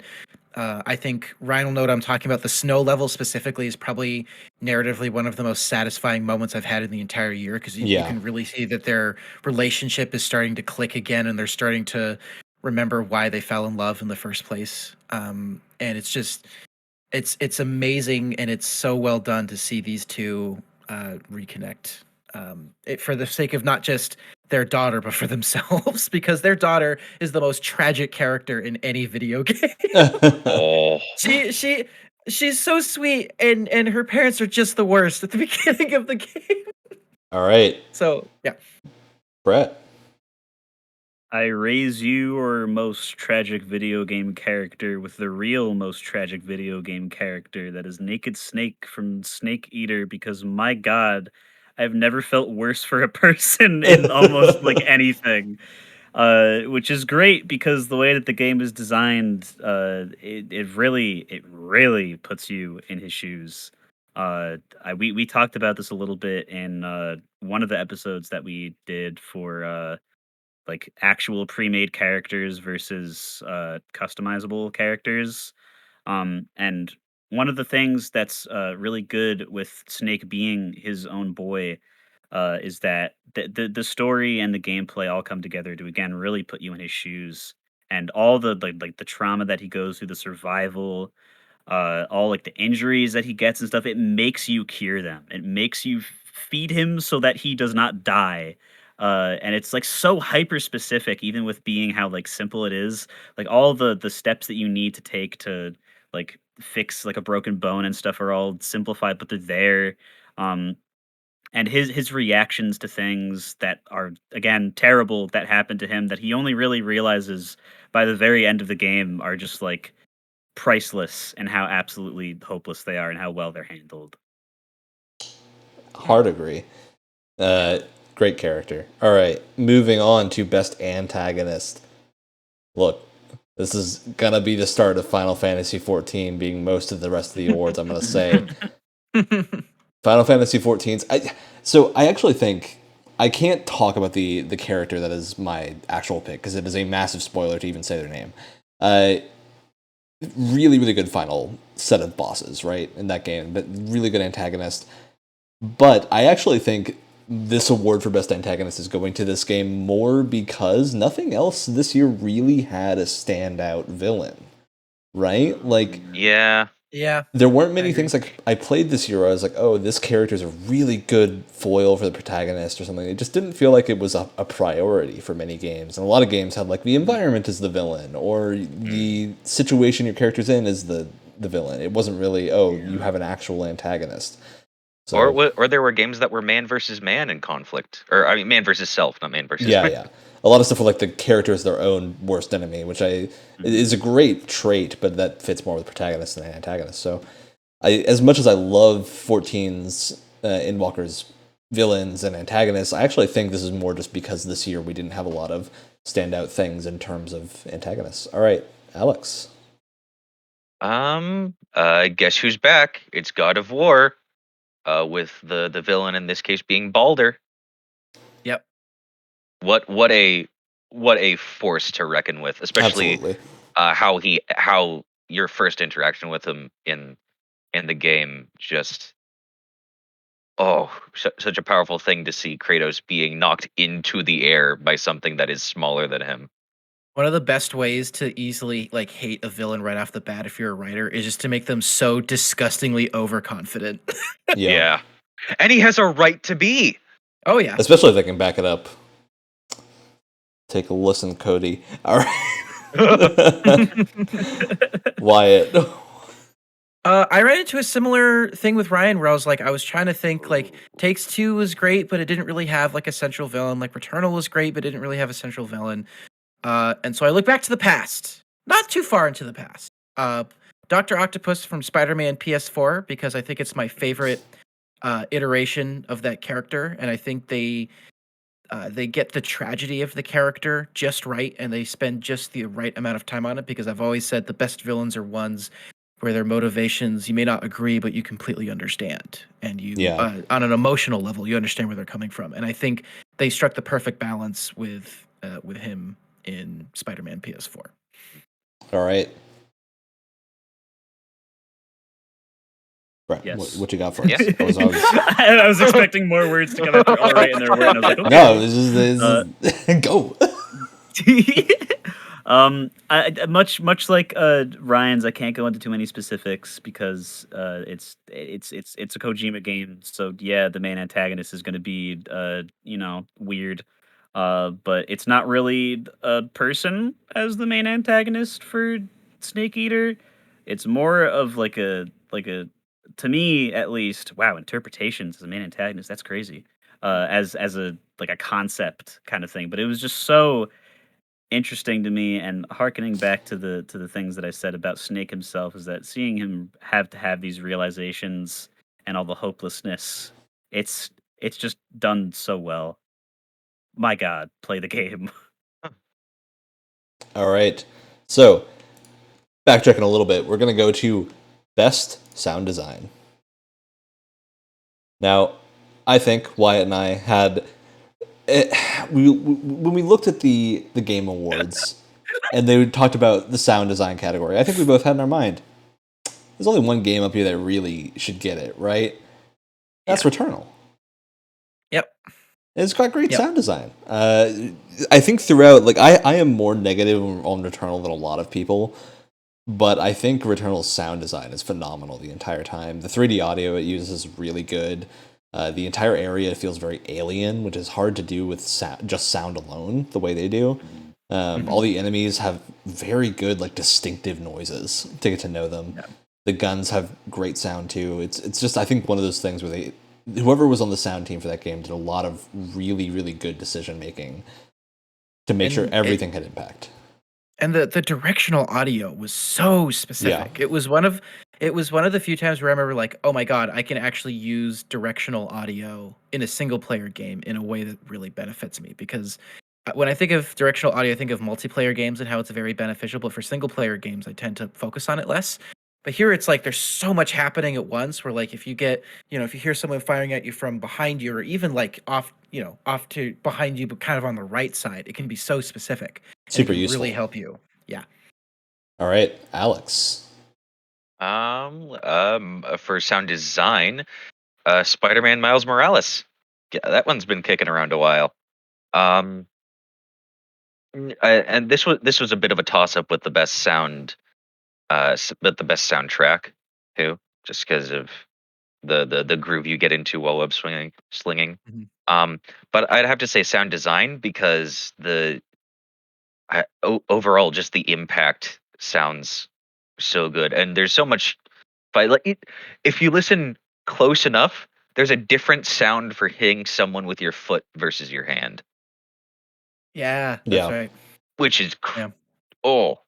And then it's they focused just like there's for every different material there is in the game, there's a different collision type sound and effect and thing, and just good. And the web swinging thwip is Yeah, perfect. so iconic. And also just I love in both games, like there's a little like swinging theme that starts playing when you start swinging around. Mm. It's such Mhm. a small thing, but And it gets more it's intense great. based on how fluid your movement is. Yeah. Not even mention the fact that multiple audio lines recorded twice, so that if you're swinging while you're doing them, you sound out of breath, and if you're standing still, you get a normal conversation. Very Yeah. That's a cool great touch. detail. And I want to add specifically, Miles Morales is one of the few games that like makes electricity sound impactful I wanted to say that Yes. in a it really good sounded way. It's awesome. super rare Yeah. to see games actually nail electricity, and then Miles Morales did. All right, Brett. And speaking of nails, Nailing. anyway, Silent Hmm. Hill 2. I 9 Inch Nails, Rust. I don't know. This is another one of those things where it's like, oh, you just played it for the first time. Yeah. And my God, the sound alone from Silent Hill 2 is like the entire emotional experience. It is like there are parts that are just completely harrowingly terrifying with things that I never thought that I would be scared of. Like just going down a pitch black staircase and then a very distant like foghorn starts playing. No. I'm in a basement. Where is that coming from? And it's Right just like behind you, usually. but it gets like louder the further and further you go down.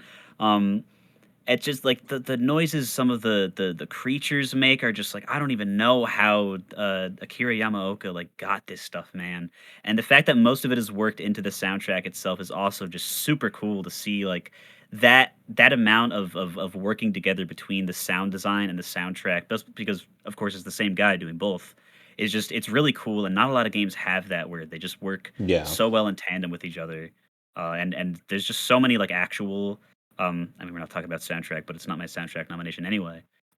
There's so many like iconic songs as well as sounds from the game that just I can listen to those without even playing the game itself, and I will get scared or sad. And there's still a reason Silent Hill 2 is legendary, right? Like the Silent Hill name, Yes. despite having multiple terrible sequels, still has a lot of power because of Silent Hill 2. Yeah, 2 is a masterpiece. All The right, scary endures. moving on to best soundtrack. How could I not give it to Endwalker? If I didn't give it to Endwalker, I don't know what would have had to have happened. It was I would be worried that that you're not the real Ryan. so I think the best way to describe this is a lot of the music for Shadowbringers in the post patches was done while Soken, the composer, was in chemotherapy fighting cancer. And a lot of those elements of his music, that kind of like darker side that really then gives way to this incredibly bright and welcoming tone, comes through in Endwalker in a way that is just incredible. There is one specific song that I want to mention, which is the final theme in the final area. We're not talking about best environment because we have too many awards to go over, but that area was my best environment nomination. And in this area, this music changes every time you get to a major story beat there. and gets more and more involved. At the first, it's like this alien tone that just is dissonant and goes through.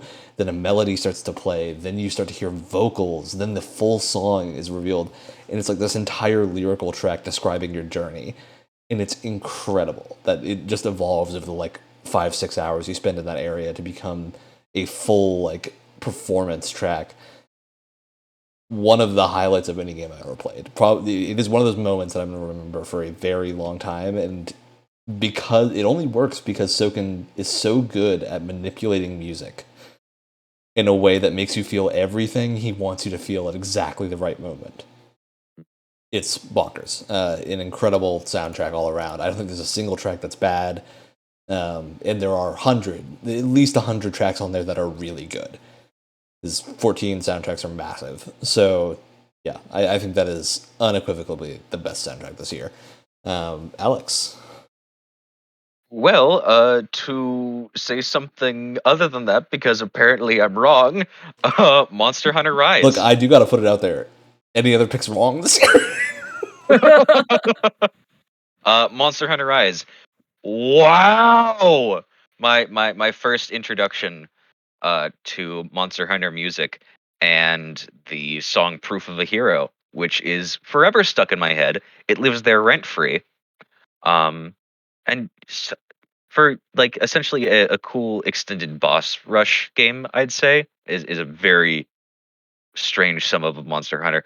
All of the boss monster themes and the multiple versions of them are so unique to themselves, and they fit so well with the theme of the monster. Yeah, absolutely. Hard agree. Very good soundtrack. All right, Wyatt.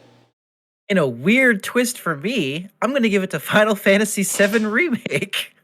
Bum, bum, bum, bum. I have heard incredible things about the score to Final Fantasy VII Remake, and I'm always like, yeah, I'm sure it's good.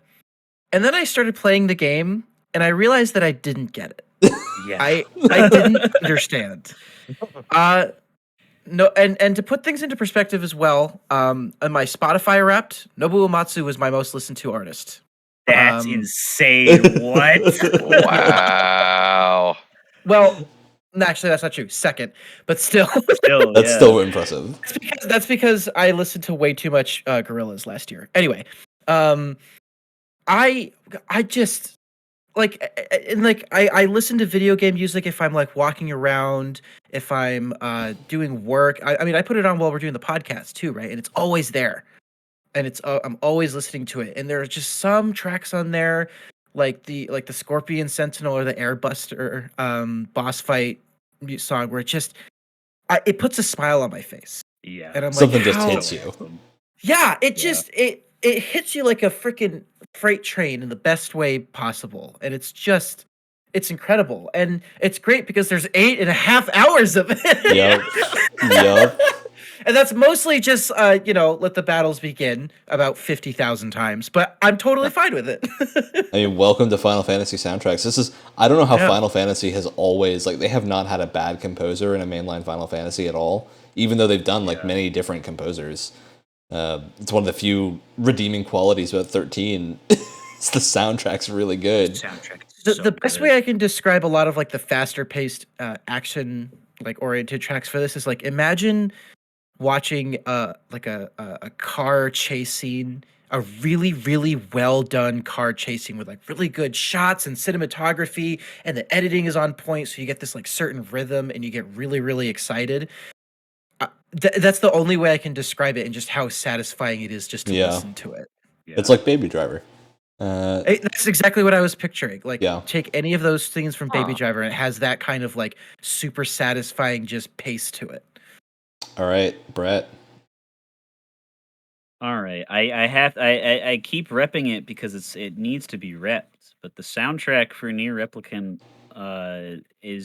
it was already like the one of, if not the best game OSTs ever in the original version. And people have their opinions, like certain versions of songs are not as good as the old one or whatever, and that's fine. But I think as a whole, what Keiichi Okabe did with the version 1.22 soundtrack is like my God, like this, it's pure emotion in music, and I usually in games, funnily enough, Seven Remake is another exception to this. Usually in games, I could find at least like one stinker where there's like a song where it's just like, it's fine, but like, it's just not as good as all the I just other don't ones. And feel anything when I listen to it, right? near you feel emotions no matter what the song is of over the course of the entire game. And if you wish, oh, I wish this one sounded different, there's like 5 different albums of all different compositions of all the songs. There's I for I like the soundtrack so much that I got a 4 vinyl set of records, one of them for each of the characters and then like a main theme, and all that's on the vinyls is just all different versions of the same song. And I love it because it's amazing, and I will listen to it for hours and hours because it is so good. Instruments used in ways you wouldn't even think, Yeah. super weird sounds, like weird fusions of styles of music. It's like it's amazing. And I know I haven't even listened to all of Automata stuff yet because I want to listen to it when I play the game for the first time. But I hope that there are just as many Nier games as there are Final Fantasy games, so that they can get even more fantastic soundtracks. Here, maybe out they there. could just keep using Nier music in Final Fantasy. They should just do it more. I don't know what Square Enix is doing to their composers, but I keep it going. I don't want know to what point that out factory makes here. them. So we all chose different games. All of them are Japanese. 3 of them are Yes. Square Enix. Yeah. Come on, Yeah. Western composers, step up. None of them are bad Western true. composers out No. there, to be clear. I just want to say, I think the problem is so many studios here are afraid of having their music have its own identity in a way that's very out there and not in risky, right? Just do it, right? Just give me Just go something that is crazy. not just an orchestra. Give me the crazy Final Fantasy VII orchestra, or give me the Endwalker music that is just so many different Or- instruments playing at once, or Nier's if you are choirs. If you are gonna go orchestra, go insane with it. Like, again, I'm listening to Final Fantasy VII Remake right now. What I'm listening to is mostly just orchestra, but it is firing on every single cylinder Oh, yeah. imaginable. Yeah. And in comparison, like Western composers rein it in. They a all just kind lot. of follow the Lord of the Rings route, and I love Lord of the Rings, but I don't want to hear it in everything. Give me something different. After Yeah. a while, it just gets so stale, unfortunately. Yeah. All right. Moving on to our best ensemble cast / main cast. Look, this category. We had this last year, and this year I was gonna give it to Guardians of the Galaxy. I was like, oh, Guardians of the Galaxy was great cast. Then I remembered that Final Fantasy XIV Endwalker has an ensemble cast, and so I chose Final Fantasy XIV Endwalker because the ensemble cast in Endwalker is incredible. Absolutely phenomenal. There's a bit in the final area where every character has like their own theme playing at a certain point, and it's incredible. Absolutely great final cast. I can't talk about the cast because obviously it's spoilers, but it's one of the most, I think, complete and interesting casts that I've seen in pretty much any game, and it feels like a logical progression of what a JRPG cast would look like after a 400-hour game. Oh god. Mods is what you're saying. Not gods. It's just there's so much emotional weight behind everything every character is doing, because you've had four stories worth of time with these people before Endwalker, that you know all of them so well. You know what they're doing. You know what they're about. And Endwalker plays that up so much about you knowing, and it puts characters in situations where they can't do anything, right? Where they're like, this is everything that they feared happening. And it's incredible. It's such a good twist for every character, and every character gets their moment in the sun too. Oh, there's a moment in it where they bring back characters that you haven't seen for 3 expansions just so they can go by and wave and be like, yeah, I'm still alive. We still run on that rad adventure together, and I'm here hanging out. It's great. Oh, They don't forget about people either. All right, Alex. my ensemble cast, because I felt like I had to do something different. This was a bit of a toss-up for me, but I have more experience with this game. The Companions of the Hall from Dungeons and Dragons: Dark Alliance. Now, which Dark Alliance are we talking here? The Wait a second. There's more than one? Oh, there's 3. The first 2 are very good. The newer one is the not remake, but like the I'm reimagining of the first one. The not good one. I'm assuming it's the remake. It's Dritz and the crew. That is a good crew. Yeah. Mm.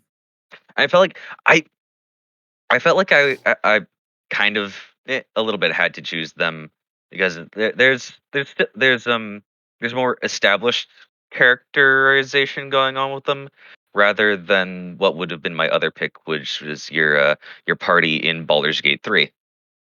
But I haven't played enough Baldur's Gate 3. I haven't played Baldur's Gate 3. I very much want to, but it won't come out of early access. Hmm. Oh. Oh, shame. Yeah, I have a lot of nostalgia for Drizzt and the gang because I grew up reading the Drizzt books. So Ooh. I am very familiar with the Companions of the Hall, and they're a great group. I just wish they had like a proper full-length RPG. That would be great. Mm. All right. Wyatt, Brett, what you two got? You guys, Wow. Guardians of the planets have aligned Galaxy again. is so good that it got me and Brett to agree on something again. Yeah, it's twice in one episode on the same Yeah, list. That's yeah. crazy. Phenomenal. We just keep interrupting each other. It's adorable. Go for it. Go for it, dude. I do think I speak for both of us when I say individually, I don't think any one cast member is like fantastic. There's some really good guys in there, but as a family, because let's be honest, that's what it is. By the end of the game, the Guardians of the Galaxy is a solid family. Glad to As see a Brett has been family- replaced by Dominic Toretto. Yes. 'Cause- God, it's about family. As a family, it's the best that it gets. I think like these characters just bounce off each other so well, and by the end of the game, you're just so happy to have seen them gone from the arc of like kind of like squabbling to just hanging out and like just Yeah. agreeing and just being pals with each other. Like finally, that feels so good. And I was continually shocked by how much like time they were given to like Yes. develop their characters. Like I think we said this in our Gamescast, but or our Games Club, excuse me. But the best collectible in any video game I've ever played because Mhm. the collectible leads to really great like dialogues with each member of the Guardians. And you get so much more insight into their like backstory and why they are the way that they are, and it's completely optional. But to me, it isn't. You really Yeah. need it. And yeah, like their banter. I did hear like before the game, like when the game was getting reviewed, like oh the banter gets kind of annoying. It never got old for me, not Me neither. once. It was amazing. People And who say the banter gets annoying don't like superheroes. I don't like superheroes, and I thought it was fantastic. It was wonderful. I would go as far as to say that if you or anyone is thinking of doing something with like that sort of kind of like cast where they're kind of like a ragtag team that comes to enjoy each other's company by the end, I would say that Guardians of the Galaxy is a masterclass in doing exactly that. It's just the Character best that writing. it gets. Character Yeah. writing is on point. Especially having multiple outcomes and whatnot with different ways that you can handle situations Yeah, and seeing characters react differently. It's very fun. and just so much writing because like the amount of scenarios that they have to take into account, even the small little things that you do that you may never ever do when playing that game, they have a line of dialogue for it. So much dialogue. All right. So we're into the final trek. We're into the big boy categories. Before we get into our honorable mentions, game of the year and whatnot, we're going to go to best game design / direction. This was my pick for It Takes Two, mostly because It Takes Two can't win game of the year for me because Endwalker exists. Spoiler, Endwalker Crazy came how out that this year. I can't not give it to that. But It Takes Two absolutely deserves to be in that conversation. I think it was a really, really great game. Absolutely deserves all the Game of the Year awards that it's getting. Phenomenal. The entire time. Wyatt, anything to add? I've said it several times, but the fact that it can juggle so many different genres of game, there's so many different genres successfully in one game, that could have only spawned from good direction. There is no other way, not even the most amount of like crunch imaginable could make that work unless you had a really strong sense of direction in that design And just general process. game design of so many genres, because they have like there's this tiny section where it plays like an ARPG for like 15 minutes, and it's There is a really sequence. good. There is a sequence where one of us is flying a plane and the other one's in a turret, and then without warning, the other person in the turret hops out on top of the plane and it becomes Street Fighter. It's incredible. What? With like full move sets and combos. They're and not super everything, while the other complicated, but it person- is incredibly fun. While the other person is still flying the plane and making sure they're not getting hit. Just out of nowhere. Can the person It's- flying the plane influence the battle, like tipping the wings up, like, ooh, you get a little extra jump or something I like think that? it was mostly just don't run into things so that no one gets Yeah, hurt. there was a lot But- more going on, so I don't think we ever tried. I was just in awe that it was happening. That I was barely paying attention to what I was supposed to be doing. No, I think we've both failed that segment like 3 times because we were so in awe of what was Yeah. going on. And again, just it tackles so many different things, and it couldn't have done it without really good direction. Absolutely. All right, Alex. Or, oh, wow, look who's back again. It's God of War for the best game design. The Who'd have thought? combat. Ooh. Oh, yes, the combat. I have never felt something so crunchy. Mm. Dude, it's so meaty. And oh, it's so, the viscera feels so good. And oh, those executions where you just take your 2 hands as Kratos and rip an enemy in half. Oh, Yeah. Wonderful. oh, good stuff. And then the introduction of the weapon.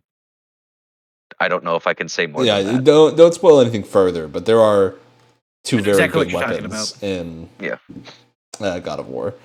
I wonder, quick predictions bet, does God of War Ragnarok introduce another weapon to the games? I think so. I think it'll have you play more as Atreus with the bow. So like a full-fledged bow moveset. That could be Yes, fun. because it shows him, like, the trailer shows him he's gotten a lot older, so I think it's definitely going to be his own character that you might be able to switch between, All right. possibly. So, Brett. Hello. The PS2 rears its flat, squared head again. So we talked once before in an episode a while ago about how sometimes direction and directors for games just kind of like, even though you have in the back of your head that like other people were designing this, just the designer is the reason that the game is the way it is sometimes. And I think Fumito Ueda is the Shadow of the Colossus man, and Shadow of the Colossus is the Fumito Ueda game. Even though he's made other things, it's just they cannot exist without each other, and the entirety of Shadow of the Colossus, all of it goes back to design and how the designer thought of the world, the characters, the combat, just everything. There's not really ever a thing in the game that's just like, oh, it's a video game, so that's why that is. It's like, no, Huh. Ueda thought of a reason why, like that. Like, could you just have a compass? Yeah, sure, it's a video game, but no, you have a dedicated hold sword up to the air face button so that you can get the beam of light that guides you in the direction of the next colossus that you have to take down. Super cool. Just a bunch of a bunch of stuff like that that I immediately after it came out, it was so far ahead of its time that really nothing could touch it, and only now are we getting that like indie nostalgia wave within the past few years leading up to this one. Where you really get other games taking from it in like noticeable ways. And it's like, well, that's a cool mechanic that really blends the gameplay and the design into the actual like world building and game world of the game. Oh, that's because they did it in Shadow of the Colossus successfully first. And yeah, it just all comes together to be what should be an extremely frustrating and a horrible experience, instead being a super super memorable and beautiful and fun one that I've replayed already a bunch of times Still need to after play the playing remake. the first time. Yeah, I I haven't feel even like it touched that absolutely yet. be beautiful. All right. Yeah. So, as a nice little palate cleanser before our final three boy. incredible categories, Oh, let's just think very briefly about a game that we're going to forget as soon as this episode's over. Man, Battlefield 2042, I will not miss you. Battlefield Nope. 2042, you should be ashamed that you exist. You should be ashamed that you carry the Battlefield name and legacy. And you should be ashamed just in general, They just for killed everything. Battlefront for this. They did. Yeah. And they And probably I, killed Battlefield too. and I now feel like a fool because I remember a lot of Battlefield 2 is fine. friends. I remember a lot of friends who love Battlefront 2, and they were so sad when development stopped. And I said it's for the best because they want all hands on deck for this newest Battlefield game. And now I feel like a complete idiot.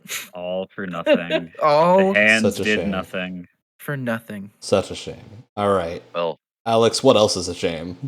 hey, you know what woke me up in a cold sweat one night because I remembered it existed and had a nightmare about it? Balan Wonderworld. Ugh. I don't want to remember. The best thing I can say about this game is I really hope Yuji Naka is having a good time doing his new Unity prototypes and is actually just having fun again. Yeah. That sounds like not like an actual thing, but I do think I hope he's a lot more happy now, actually getting to like experiment a little bit on his own time than doing Balan Wonderworld, because this was a nightmare. Yeah, literally, for me, the other night.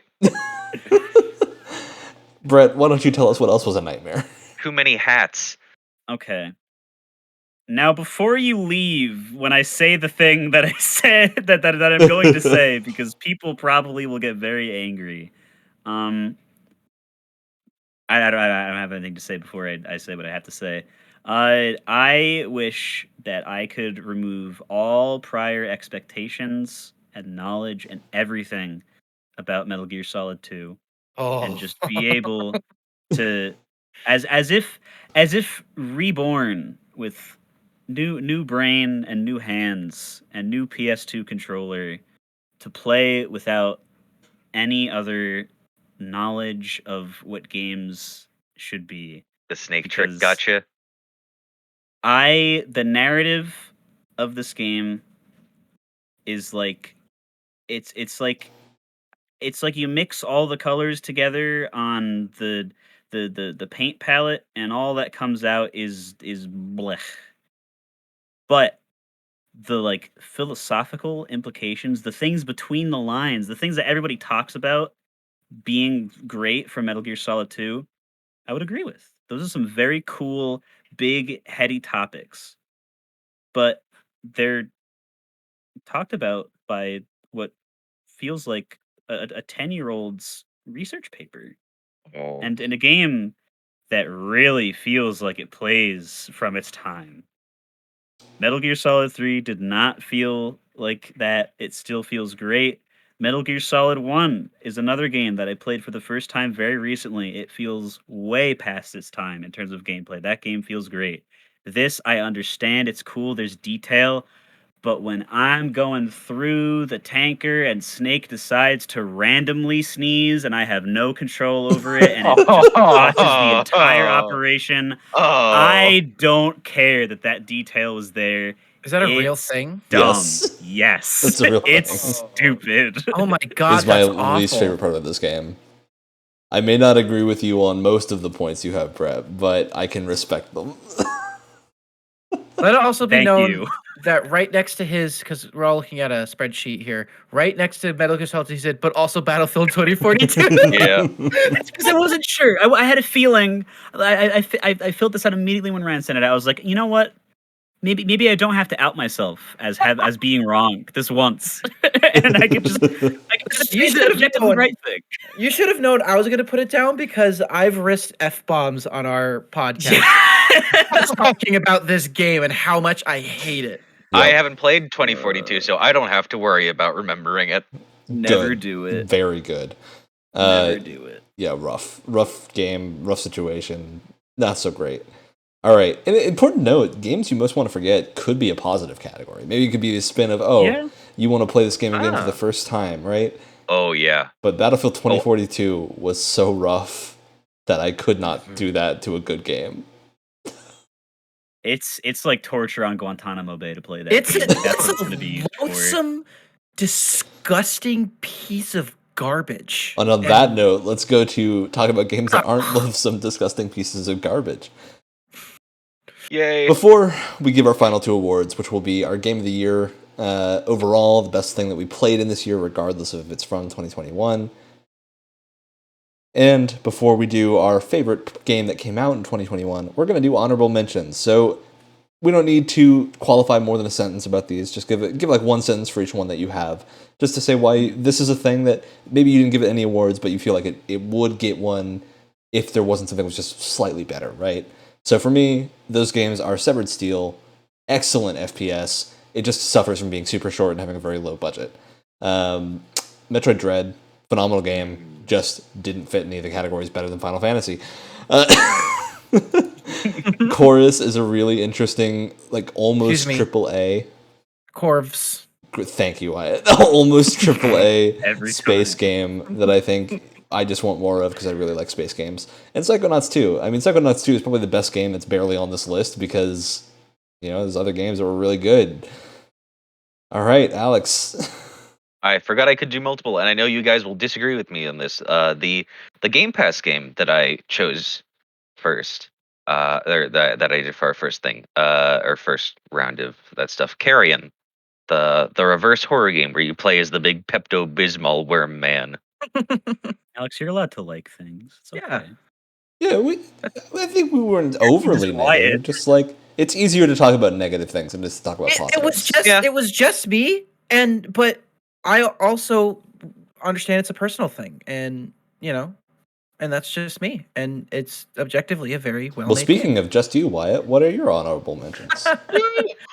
Nothing I haven't talked about already. Guardians of the Galaxy, just great character-driven story with great drama and story and enjoyable if simplistic gameplay. Returnal's on this list as well.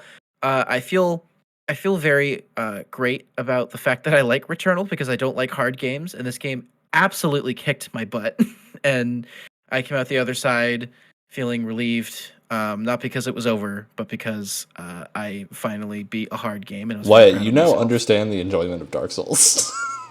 It's true. Listen. It does not translate because I've tried since then. It does not translate. But you got to experience it, even if it wasn't Dark Souls. True. I did play the Demon Souls remake with a bunch of friends. We passed around the controller. That's a whole thing for another time. Anyway, my final honorable mention is Ratchet and Clank, just because it is a very easy, very much like a Spider-Man PS4. It's a very easy game to just sit down and play and enjoy. It plays great. It runs very, very well. It looks amazing. Super satisfying combat, fun character designs and fun characters. Just a really fun like Saturday morning cartoon, kind of like a children's version of Uncharted. And I say that in the highest respect possible. All right, Brett. It's all right. My first one's Solar Ash, and I absolutely adored this game. But it is one of those things where it's just in a couple categories that it would have absolutely swept in. Some other things I just liked a little bit more. Mhm. But Solar Ash is incredible, super satisfying game. Looking forward to playing Sable. Yeah, it's I want to do a games club on it very badly. Sable is something that's come up a couple times, and I just loved it. But I recognize at the same time that it's not everybody's shtick, and it's just very. It's nice because it's simple and relaxing, and sometimes you just need that in a game full of or in a world full of games that have explosions every 2 seconds and Limp Bizkit. And Yep. my last one is Shadow the Colossus because I think both Solar Ash and Sable would not be able to exist without it, and a lot of other things probably would not be able to exist without it that I very much enjoy. And now that I've finally played it, I totally get why it's just like it's massively important in the history of games. Absolutely. All right, moving on to the first of our two big final categories, our favorite game of 2021. These are games that came out this year, at least on the platform you played them on, and just hit that nail on the head. Are the best game, or not even the best game, but your favorite game, the game you think about most, the game you liked playing the most from this year. So for me, I think it's very easy to predict this is Endwalker. Yes. I think Endwalker Yeah. is. I was worried that I would not like it as much as I thought I would after a couple weeks had passed from finishing it, but I still think about this. Endwalker is the only game I think I have thought about basically every day since I beat it, and I have never gone back and watched as many other people finish Endwalker, finish a game as I have Endwalker. Because the final sequence of cutscenes, watching someone else who understands everything that's happening go through it and feel the same emotions you did, is so incredibly powerful that it just hits me in the head all over again, right? Like, it is such an incredible journey. And I think there's a lot of things to be said as to why mechanically it may not be the best game ever released. Like, it's an MMO, it has a lot of limitations, but what they do within the constraints of an MMO is incredible. There's so much that they do in Endwalker that is really just unmatched in the rest of the genre. Makes it so good. So good. All right, Alex. Oh, I'm I I I'm starting to rethink what I put here, but still I'm enjoying it in the moment. Hitman 3. It's a good game. That came out in 2021, right? It came out on PC in 2020, at least off of the Epic Okay. Store, so close enough. It might have actually come out in 2021. I don't remember. Yep. After Origami, the game that I mentioned way back when we were talking most You're safe, Alex. It was in memorable. January. Yes. Oh, save. Just by a hair. When I was talking about my most memorable one, I was playing Origami, and I'm just like, you know what? I could do with a little bit more stealth action. And then I saw Hitman. You know what? I've been hearing a lot of good stuff about this. I one of my favorite gaming YouTube channels does a lot of like the Hitman 3 ways to play type videos and things like that. And they always saying like they're having fun playing it. I tried it on mouse and keyboard first.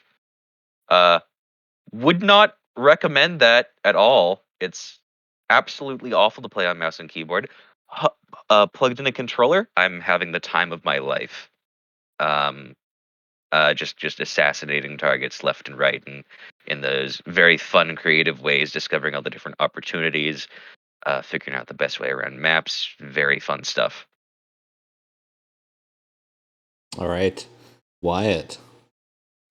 Probably no surprise either for me. It Takes Two is my game of 2021, and again, it's nothing I haven't said before, but I cannot stress enough how beautifully the narrative and the gameplay and the co-op mechanics work together, because every level you go on is themed around them repairing a different aspect of their relationship, and the co-op mechanics in that level directly kind of reflect that in some way. So I think the most obvious one, and one that we did recently, was the snow level. Like I mentioned before, specifically that level's all about them finding their like attraction to each other again. It's about them like really beginning to come back together as, you know, as a marriage. And so the mechanic for that is we each have one half of a magnet. And so it's like one of us is like positive and one of us is negative, and it just finds really ingenious ways to utilize, you know, both polarities of the magnet. And so again, it not only through the mechanic itself, but also through the level design, it just beautifully shows how their relationship is reforming over time, and it never ever loses sight of why they're doing it. Like I said before, it's not just about them repairing their marriage, it's also about repairing their marriage for their daughter, who makes a lot of appearances even though she, you know, isn't in this world with them. We're constantly going back to her perspective about her parents divorcing and what that does to a kid. And as someone who's been through that before at around the same age, I can tell you it's hell. And so and I guess it's just more of a personal thing for me, but it really captures that like you're not immediately sad. You're more like, what is going on? And like your entire world is changing, and they captured that with her really, really well. Yeah, it's a masterpiece. Yeah, I also got to It really add, I is. love that even if we haven't beaten the game, we're getting close, but we don't know what the end point is. And I think it does such a good job of being kind of ambiguous about that throughout the game and going, well, maybe they're going to resolve their issues, or maybe they're going to realize that they aren't super compatible anymore. And I think that's still a good story to tell. Yep. I'm excited to see what the end point is. Yeah. All right, Brett. Alrighty. Well, I think also like pretty much everyone else, this is no surprise. My favorite from 2021 was Near Replicant version 1.22. Gabagool, because I couldn't be bothered to look up the real number. I don't think I never thought that one piece of art, because that is what this is. That one piece of art could make me cry in probably every single like emotion that can be associated with tears coming out of my eyeballs. This Wow. is the most emotional experience I have ever had, and it was a long one because in order to get the whole package, you got to beat it however many times to get everything, Like 4 get all the times, endings. actually beating it. Yeah. Yes. But I like even with the myriad of small problems that it does admittedly have that Ryan and I again talked about in the episode that we did on it, I in the face of all of them, like they're all like smaller than nitpicks compared to all the things that this game does fantastically well. I had no problem going through it all those times personally because I was just so invested and so just intrigued to see what could possibly happen next because there's just no way to tell what could possibly happen next in a story in the world that is so like screwed up and twisted and complex and convoluted but still well handled as the one that Near takes place in. um and like I said before, the music, the characters, and what I haven't said before, the world building, the actual writing itself, and all of those things come together to form like super strong gut punches of really effective emotional impact that have left me reeling to this day, almost like a year after, because what that it came out in like early mid February last year, right? Um, but yeah, I cannot overstate how impressed that I was with by the end of the story. I if this is one of those things where yeah, it's super weird, and I totally understand. Like if you're not used to the sort of wacky, usually more common in Japanese storytelling, I totally understand being like, ugh, I don't want to play something like that. You are doing yourself a disservice to not play this game to its fullest because it Oh yeah. is incredible and it's like Absolutely nothing excellent. else. All right. With that, our final category of this year, personal game of the year. This is doubling as our shout out. It is the Ooh. game that we played this year that I think, or we played this year, that not that it came out this year, that left the most impact, or is just the thing you think about a lot, a game that you really liked that wasn't from this year. For me, Project Wingman is. Yeah. I was surprised I didn't put it up for any other categories here. It would have been up for a lot of them had Endwalker not come out. I think I might have chosen Wingman soundtrack over Near's, It's really surprisingly, good. because Wingman soundtrack is incredibly good. Hey, flamenco Because the guitar in first the air, one- man. Flamenco guitar in the air. It has like a sequence of like it does the thing where you actually have character tracks in a game that never Yes. shows you character models, and it's incredible. Wingman, I think, is the game I've had the most fun playing this year because like Endwalker, an incredible game, not like a game that I picked because of playing it. I picked it because of the emotions that I felt, not because of the Mhm. fun that I had, right?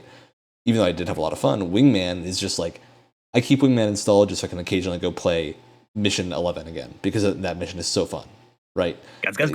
Guns. Mm.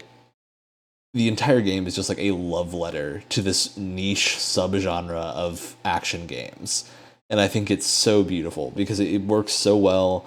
I cannot wait to see what these devs that are, I believe, are mostly first-time devs or indie devs that have only worked separately before go on to do. I think it's absolutely a triumphant game in a way that few games can be, because it's so good. It is hard to find faults with this game that are not related to budget, and even if they're related to budget, there's so few of them that I just can't. Like, it's so solid and good the entire time. And it has a conquest mode. It's a fight game that has you taking over a continent in a conquest mode. Ooh. Separate from the And it's on main Game story. Pass. It's incredible, and on Game Pass. It's excellent. Heavily recommend anyone go play it. It is also the most listened to episode of the podcast on audio platforms. Not on YouTube, but on audio. It is the most listened to episode by a That's pretty decently significant degree. That's pretty awesome. The Project Wingman one? Yeah, the Project Wingman Games Club. People love it. All right. Alex, what was your pick for personal game of the year? Personal game of the year that I played that I keep forgetting it actually did come out in 2021. It's fine. Origami 2. Also the most memorable. It was what I found once again after playing some mad games and getting stuck in the Destiny loop. The Origami 2 is what dragged me out of it and got me back into that good stealth action I'd been missing so much of. So I thank it for breaking my Destiny addiction. That's the best award I can give a game. That is saying a lot. Yeah. All right. Huzzah to that. Wyatt. So yeah, this category for me is basically like my favorite game that I replayed, essentially. Because I replayed a lot of games this year on top of the new stuff. And my favorite game that I replayed this year was God of War, 2018. It's just such a good story. Like I'm such a sucker for a good like father son or father daughter like bonding story. It's one of the reasons I love The Last of Us as much as I do. Boy. Exactly. I think it's one of those like dynamics to me that's just tried and true. And even if it's done 1,000 times, I'm still going to enjoy it if it's done well. You know, and you know, just crunchy as hell combat that is super satisfying. And it incorporates like this sort of semi-open world structure in a really intelligent way, where if you're like me and you played this game for the first time and you just wanted to experience the story and like the linear story, you can completely do that, and the game works really, really well as that. But if you want to go off the beaten path, you can do that as well. And I think it kind of balanced those two aspects really well. Because my second playthrough, I engaged a lot more with the side content. And I had a lot of fun doing it as well. I didn't get to all the Valkyries I wanted to, but I got to a really like busy time in my life, and so I wasn't able to do all of that. But just, I mean, the story and just like the voice acting and the writing is just all just so well done, and it's all propped up by really, really good gameplay. And again, not as good as It Takes Two, but it has that idea of working mechanics into your story. Not I think not as consistently and not as effective as It Takes Two, but there are little moments where like if Boy is being a little bit rambunctious, he may not listen to you when you give him a command or something. And little moments like that where it kind of breaks its own rules, and Guardians of the Galaxy did a really good job of that too, where it breaks its own rules for the sake of the story, and it kind of like hits you, and it's very impactful, and it did a really good job of that. Yeah. Excellent. All right. Brett, close us out. All right. This is also not a surprise because this is a period I Game Awards myself, and the same thing appeared like 20 times. How could I? What a hit! I think we've all realized how difficult it is to actually Yeah. do awards. Well, because like that. for this year especially, like if you're not like weird like me and you just play a bunch of like really old games for no reason, like there's just not a lot of exceptional things that are easy to talk about came out this year. You really had to dig deep in other titles, I think, because it was just again a weird year, like you said in the beginning. Yeah, lots of really good Um, indies because the indies weren't affected by the pandemic as hard in a lot of cases, Mhm. but AAA stuff all got pushed back. Yeah, a sloppy year for sure. But this game was immune to that because it came out like what, like 15 years ago or something like that. Metal Gear Solid 3, Snake Eater. I don't know if I don't know if I would necessarily say that it is my favorite game ever, but I think it is probably like if I were to really go down to the science of it, it is probably the single best game I have ever played in my entire life. And I don't think because again, Wow. this game is not new. Nothing newer has one upped it yet. Although Elden Ring does come out on the 25th of February, so that remains to be seen. Um, but actually, though, I there's reasons behind that because on the surface, it's like I was expecting, with some slightly fearful expectations after having not liked 2 as much as I probably should have. I was like, "Oh, is this gonna be more of 2, more of 1? How much of it's gonna be different?" It is the best possible kind of thing that a Metal Gear can be.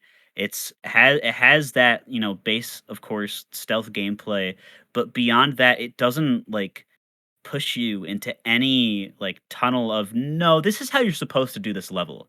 It's just Kojima puts you in the jungle and there's like there's like a linear like line of like places to go, but every single section of jungle you have pretty much the whole jungle like worth of ways to get out of that situation um, there are other games that I've played that people talk about all the time, having emergent gameplay and being immersive sims like System Shock 2 and that sort of thing. But I really think that Snake Eater does it the best because you almost don't expect it, especially after MGS1, where there's like little inklings of it, and it's like, oh, these details are cool, but it's a PS1 game, and while it's great, especially for its time, Kojima clearly couldn't like expound upon them as much as he wanted to. And in 2, some of them just come off as straight up like annoying, and most of them are not fun and do not add to the gameplay, and are usually just there as a kind of gimmicky. All of the things that could be gimmicky that are details are worked into the gameplay loop somehow, whether they're mandatory or optional in Snake Eater. And that to me, as a feat of game design, is like I can't even imagine having a brain big enough to compute all that into a way that it's actually fun. And of Yeah. course, you put that gameplay into the story that it has, which is like on the surface, very famously, clearly, simply inspired just by like James Bond, cheesy secret agent movies in the, Vietnam War era, but it's so much deeper than that, and it does such a good job with all the codec conversations and all the little dialogues you can hear and all the story beats that happen of really easing you into these crazy concepts that could bog it down and make it super like annoying and pretentious and weird.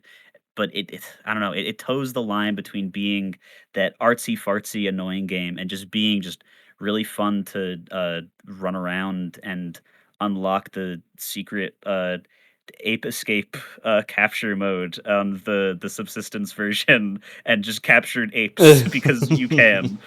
Um, it's yeah, I don't know. It's I haven't played Death Stranding yet, but I'm willing to bet that that could probably be in a couple ways just as good. But this is Kojima's masterpiece, without a doubt, I would say. Yeah.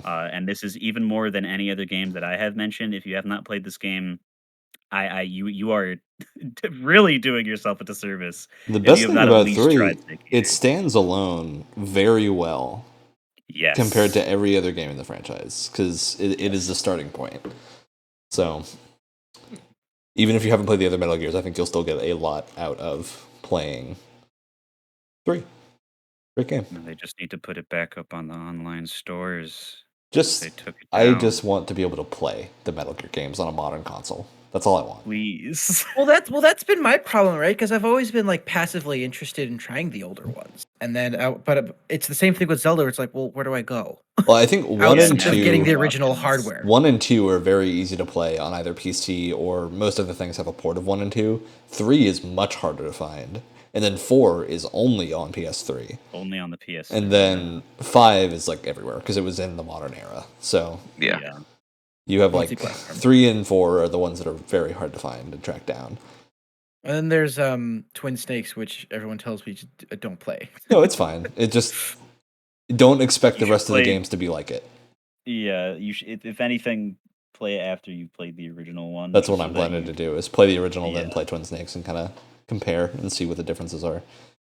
Mhm. All right, with that, it's time to end the show. We've gone through the whole list, aside from a few minor things. We might pick up and use these in a different episode. So It's a good idea. we got some stuff left that we can take a look at later, but for now, that's been the show. It's been a long one. I hope you've all enjoyed the show, and we will be back next week, as always, Tuesday morning, 7 a.m. Eastern, on the podcast platform of your choice, YouTube and Twitch. See you next week. I can't wait for the coolest hair episode of the podcast. Oh, yeah. Ooh. Best arms. Yeah, I can't believe we didn't talk about best art. I forgot that was think even of there. anything. I couldn't think of anything. I love how all the